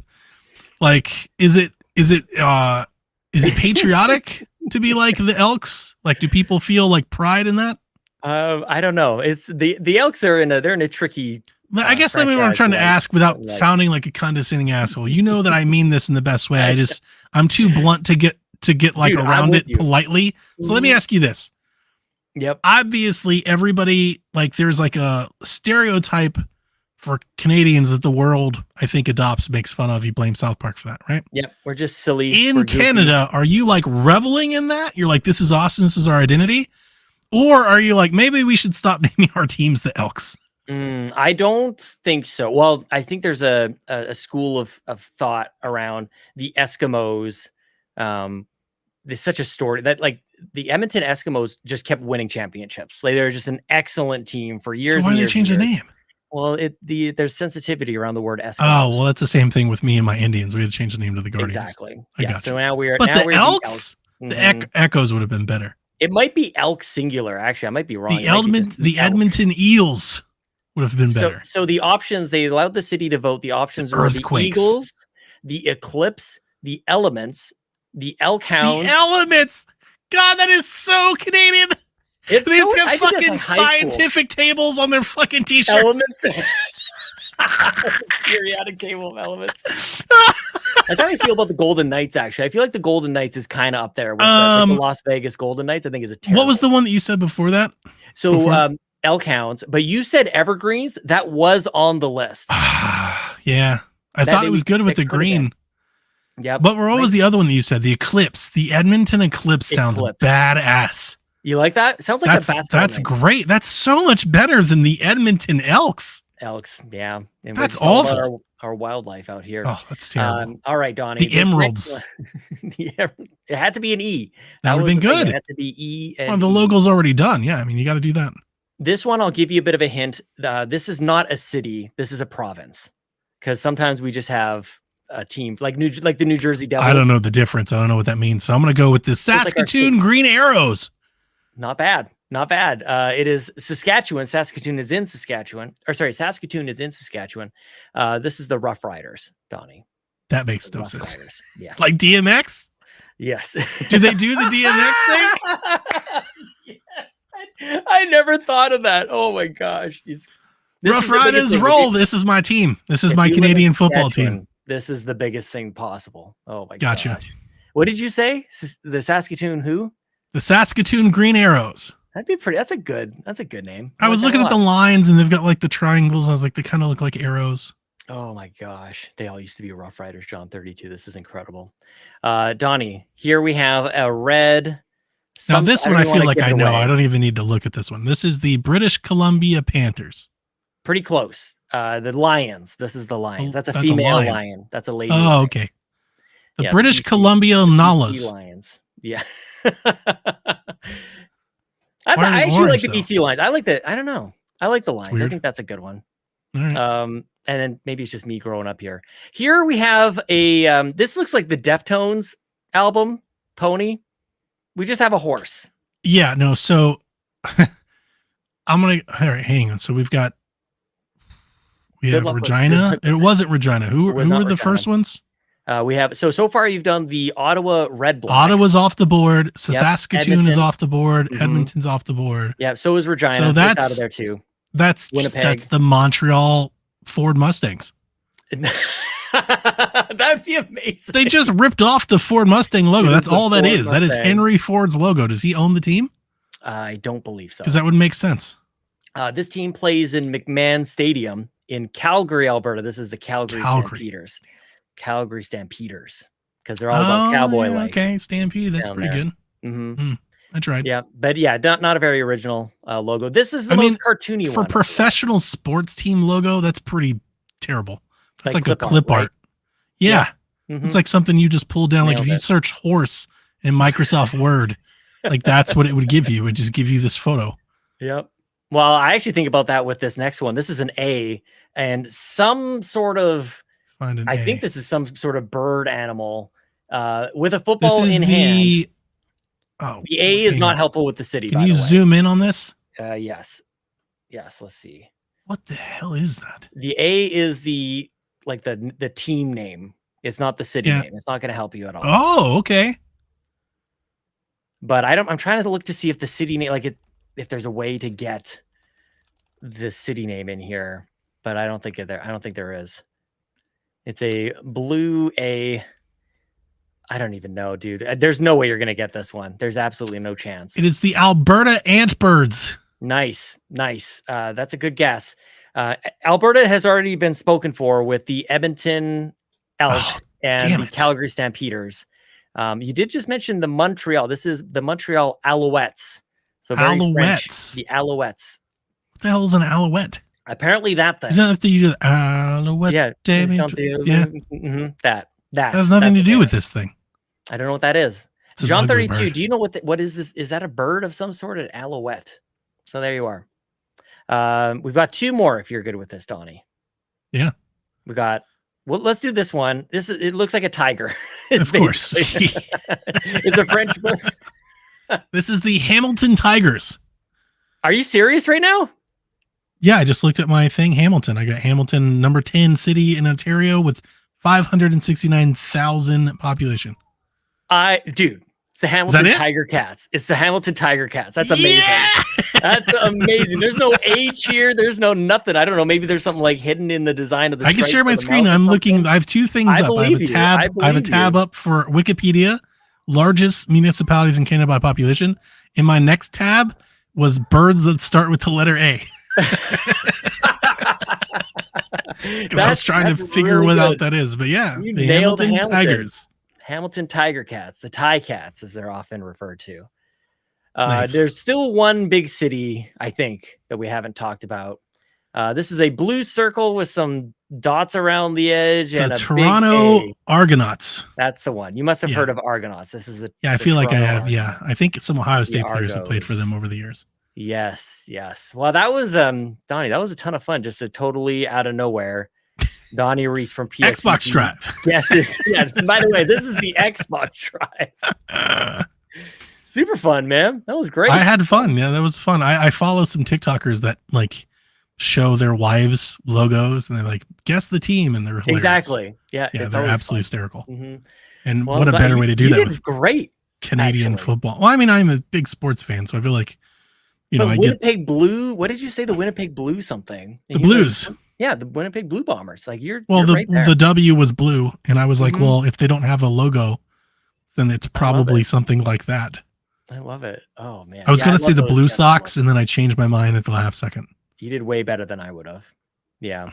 Yes, John 32 says they talk NBA on PSVG, they talk CFL on the Xbox. But we both agree both are better than hockey. So I don't think I agree to that. We've come to an agreement on that it's better than hockey. I would love to sit and watch one CFL game with you. Like that would just be a dream come true. Show me this football. What? They're throwing basketballs around? Yeah. What is happening? Have you ever? It's basically that.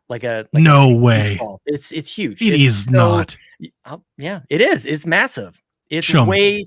I don't have one, dude. I hate CFL. Put it up on the screen.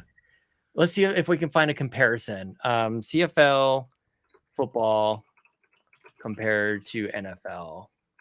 Let's see if we can get a visual. I'm still shocked that this damn entire league is made up of just 9 teams.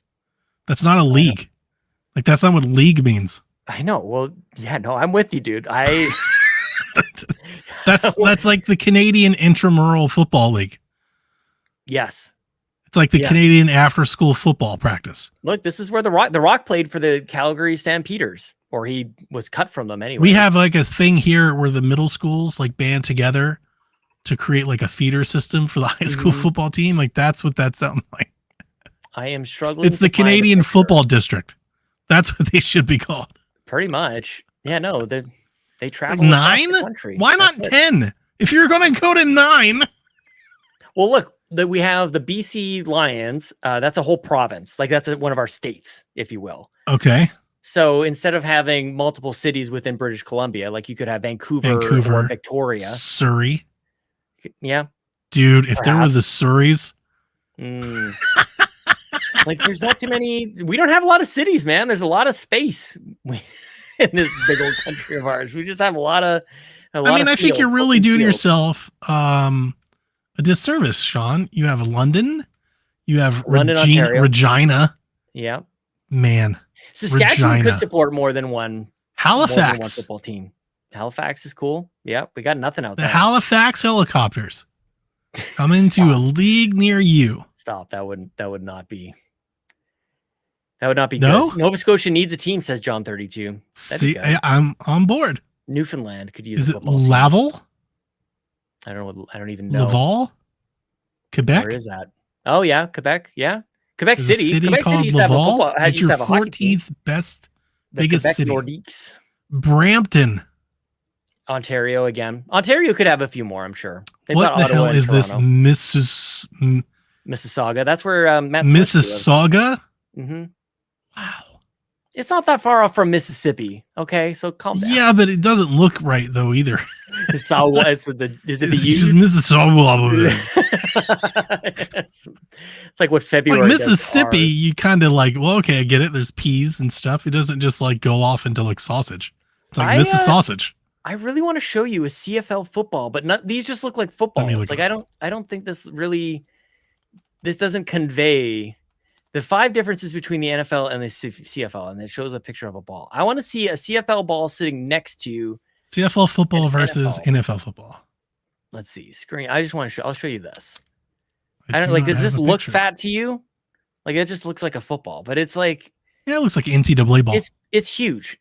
Yeah, I don't know. It's weird. It looks like the college ball is bigger. Okay, I've got a side by side. They look roughly the same. No, they're not. I'll put it in the chat. You need to hold it. Maybe it's not the right one. This thing. Have you ever watched a play of I can't. CFL at all? Like, have you seen them play the game at all? No. Because you need to see. You know, in NFL, everybody like stays still and then they hike the ball and the play starts. Mm-hmm. In CFL, your receivers are in full sprint by the time the ball gets. So they get like a running start. Yes. Do they start behind and run forward, or do they run sideways, like horizontally, and then they take could do off? that too? But for the most part, yeah. So they're just in motion. Yeah. Okay, that's not. So in American football, you can have a receiver in motion, but I think you can only have one, and they have to be denoted that they're in motion, and they have to start off the line. Anybody can be, but are these in motion? Like, are they in motion when it's, or can they just move from their original position? Then they have to set. No, because that's like how the Wildcat runs. Usually, you'll motion the slot receiver, and he can just full on sprint past the. Yeah, that's like everybody in CFL. They all just like run. They just run. Yeah. All receivers, or literally everybody. No, just the receiver. You like, still can have the running back just take off and? Yeah, running back could too. Yeah, definitely. Wow, that is crazy. Yeah, it's because it's also 3 downs instead of 4 downs. So you really only have like 2 plays, and then you kick. Why? What? I don't know. To balance out this idea that somebody was like, did like an American come across the border and was like, here's what I can remember. Drunk, you know? Exactly. Or I'm thinking like he like just hates the country. Is like, nah, they screwed it all up. They're like, because I you know what? I can see how this goes. Let me reverse engineer this. I got this for you. I can do this, Sean. So there's a Minnesotan comes across the border. He's sitting in Canada and he's in a bar and they're drinking. Mm-hmm. And they're like, man, I really wish we had Canadian football. And he's like, you should start your own league. He's like, maybe we will. He's like, but you know, like you shouldn't have 4 downs because nobody uses the 4th down anyway. Everybody just punts the ball. Yeah. So they're like, so just get rid of it. Mm-hmm. You know, it's just like probably like kickoffs. They're like, yeah, we don't need to do any of that. Like I can see somebody just being like, we'll cut all the crap out of it. We'll make it exciting. In the NFL, you can have a 1-person motion. In our league, everybody can run as fast as they want at all times. I can absolutely see how this happens. The field is also wider and longer, Donnie. It's well, you got more room. You got real estate. Yeah, you got a lot. You've got real estate. The field itself is 110 yards, and the end zones are twice as deep. They're 20 yards deep. So now that sounds like an accessibility feature. They're like, we need to make this easier for the Canadians. That's exactly what it is. That's what it sounds like. It's because it's exciting because you can score so many points. Are the games really high scoring? Generally, but I don't know. Because when you were like, I don't think so. The touchdowns are twice as wide. I was like, okay. So I it's would love like to be able to tell you. It's like 84 to 70 every game. No, but instead of 6 points, the touchdowns are worth 8, and then you can play for an extra point. Instead of extra point, you get an extra 4 points or whatever. What? That's not true. That's not true. It's still 6 points, and like that's all the same. But it's hilarious to me. Like when you have like like first and goal, right? But you have like 30 yards apparently to make the play instead of it being really tight and close. You have like this end zone that just goes on forever. It's very like flag football. Very much. Yes. It's, I don't know, like I said, it would be so fun to watch with you because it's even not even so flag weird. football. Honestly, the game you're describing in my head, what I keep thinking and imagining is like ultimate frisbee. Yep. But with a football. For fun, but it's professional. Yeah. And while when you were like the NFL, ball is bigger, I was like, so it's like rugby? And then now you're telling I'm like, no, it's not like rugby at all. It's just fat. Yeah. I don't know if that makes it easier to catch. I really don't know that. I want to know if it's got to be much harder to throw. I think it would be. Yeah. But the picture I have, I tried to put it in the chat, but apparently it doesn't go out to the chat. I mean, I could send it to you privately, I guess. Yeah. That's where I thought you were putting. My bad. There's a picture that I found. And in that picture, if that's the ball, I mean, they look roughly the same. It's like the NCAA ball compared to the NFL ball is a little wider and fatter. Yeah, it could be similar. I don't know. It looks like an NCAA ball, which I've thrown. I can't throw an NCAA ball as far as the NFL ball, but it's roughly the same. Yeah. Patreon exclusive. Sean and Donnie react to a live CFL game. Argonauts Winnipeg Blues game. Yeah. Well, Labor Day is a big deal. The Alberta Antbirds take on the Regina Antbirds Saw Blades. Oh my god. Yeah, everything. See, I feel like the names aren't they're not Canadian enough. Like elk kind of gets there, but like what's elk a lion? Is definitely Canadian. A lion isn't very Canadian. You only have 9 teams, and 2 of your teams are lions and tigers. Dude, 2 of the teams used to be the Rough Riders. What? We used to have the Red Blacks used to be the Ottawa Rough. I might not. John 32. Correct me if I'm wrong. Hang on. You had 2 teams that had the same name? Yes. That can't. How does that work? It was the Alberta Roughnecks versus the Nova Scotia Roughnecks. The Ottawa Rough Riders were a Canadian football team based in Ottawa, Ontario, founded in 1876, one of the oldest and longest lived professional sports teams in North America. I mean, professionals up. But they were there right alongside. Professionals a leap. I mean, they're paid, but yes, I'm with you. Professionals a leap. We can all just agree to that, right? Like, Ottawa Rough Riders and Saskatchewan Rough Riders. The Simpsons made fun of it. It was the Rough Riders versus the Rough Riders. That was a real thing. Of course. Yeah. In a league of less, at that time, fewer than 9. 6 I don't teams. think we had 9. I think we might have had 6. Yeah. They should call it the Canadian Football Division. Just hobby. The Canadian football hobby. I mean, I hate to rag on it, but I mean, it begets it. I don't watch it. It begets itself. Like it's pretty funny. Yeah. 2 teams, Canadian. Same names. That doesn't make any sense. Dude, like, come on. Like, what are we doing, guys? You at least have to change colors. You have to be like the black Rough Riders and the red Rough Riders. Now they're the Ottawa Red Blacks. The Red Blacks. What does that mean? I don't know. I think it's what is a red black? I don't even want to speculate. That's kind of why I'm being weird about it. Like we just throw colors in there. What is we're out of ideas. Black? Is it one word? Red black. It's a tree. It has a cult following. Oh, it's a tree. The red black tree is similar to the binary search tree. Sure. I mean that's pretty Canadian too. No, I don't think that's an actual tree. I think we're talking about a different name. They're talking about like a tree of what is like Ottawa? Like a diagram tree, not like a tree. History, tribute to Teddy Roosevelt's Rough Riders unit that fought in Spanish-American War. The team name was changed to Ottawa Rough Riders. Oh my gosh. What are we even doing here, Donnie? Why are we not having an Xbox Drive post way off That's the what rails this should be. a while That's ago. what this should be. That's why the logo is a saw blade, says Ryan with caps. That's why I called them the saw blades. This is a revelation for me. Wait a minute, why is it the saw blade? Is the red black a blade? Oh, is it a tree? Cut down the tree? Maybe. When I looked it up, the tree, it wasn't a tree, it was like a diagram. It's like a science thing. A red black tree is like a science thing, not a tree. Welcome to the History of the Canadian Football League Drive podcast. A red black tree is a type of binary search tree. It's self-balancing, though it uses different properties to maintain the invariant of being balanced. What?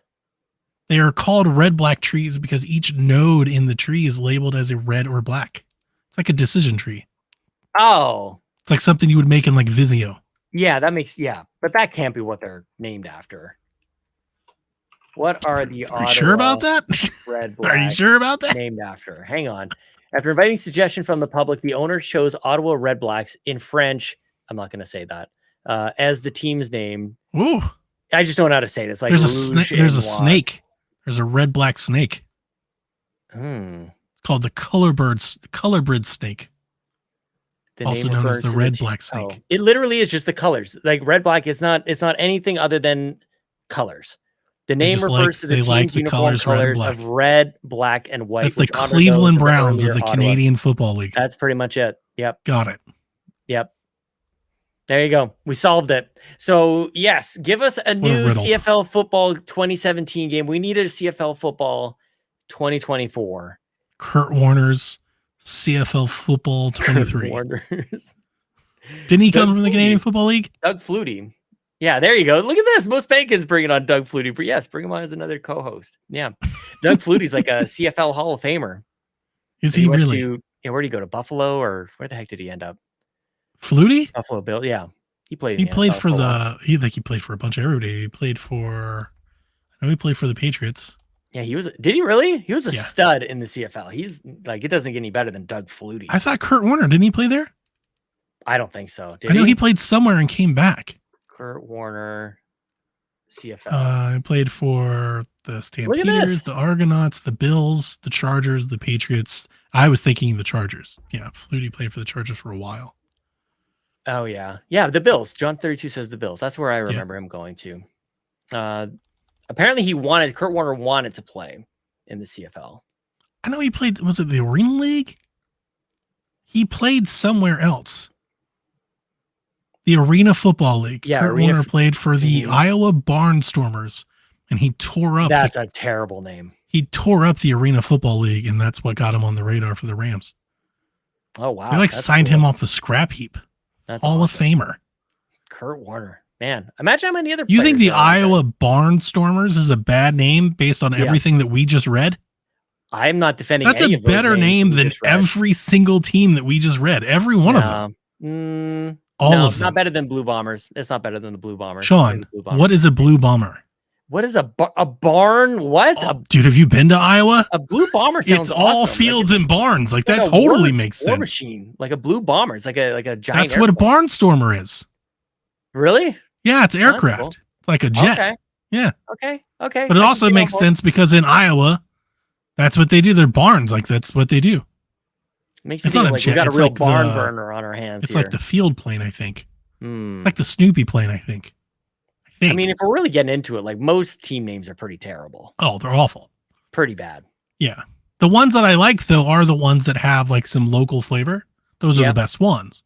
Mm-hmm. So, yeah, the Barnstormers works. Like that one that one's approved. Barnstormer's good. That's really funny. You know, if you're just like the whatever Panthers, kind of lame. Okay. Yeah. Nice way to be original, guys. What about you and 18,000 other franchises have the same logo. I like the Buccaneers. They're coastal city. Syllables. That works. Syllables. A lot of drunk people down there in Tampa. That makes sense. That's kind of pirate-like. I guess so. Yeah, I don't mind it. Pirates would have been better, but they're kind of the same thing. The Buccaneers, isn't that bad? This seems a lot. Seems like a lot. You just too many words. Too many syllables. Yeah. Too many syllables. Yeah. Yeah. No, Chelsea and I had like Saskatoon, Mrs. Sausage, and got too many syllables down there in Tampa Bay with the Buccaneers. Donnie Reece from PSVG. This is the end of the Xbox Drive. Before we go, do you have any closing thoughts? This is the end. Yeah, we're closing this out. This is it. It's all over. I killed it. I showed up and I killed it. No, we're coming back next week, but this is the end of this week's episode of the Xbox Drive. Doesn't have to end. You did this. I didn't do this. You did. I just went on the record. This is you. Listeners have nothing more to blame but you. Like if you're in your car right now and you're like, damn it, I want to hear more about the Canadian Football League. Then Sean is the one that put his foot down. Leave a comment below. Join us in the Discord. Leave us a review. Leave us 5-star review demanding more Canadian Football League. Please. Dude, I'm telling you, we need to watch a game together. We need to do this. Why? I'd love to. At least up to halftime. Doesn't sound good. It would be just as entertaining as that. The funny thing is, I bet I would recognize some players. Like with my scouting history and whatnot, I'd be like, maybe. Oh yeah, there's where he ended up. Like, oh man, I remember him coming out of high school. I just love for you to see how like they trash talk each other. It's like that even that is Canadian, and the announcing, the play-by-play, it's all very Canadian. Like And the polite. Grey Cup. Do you know the Super Bowl for CFL is called the Grey Cup? It's called the Grey Cup. Yeah, The most neutral and monotone color.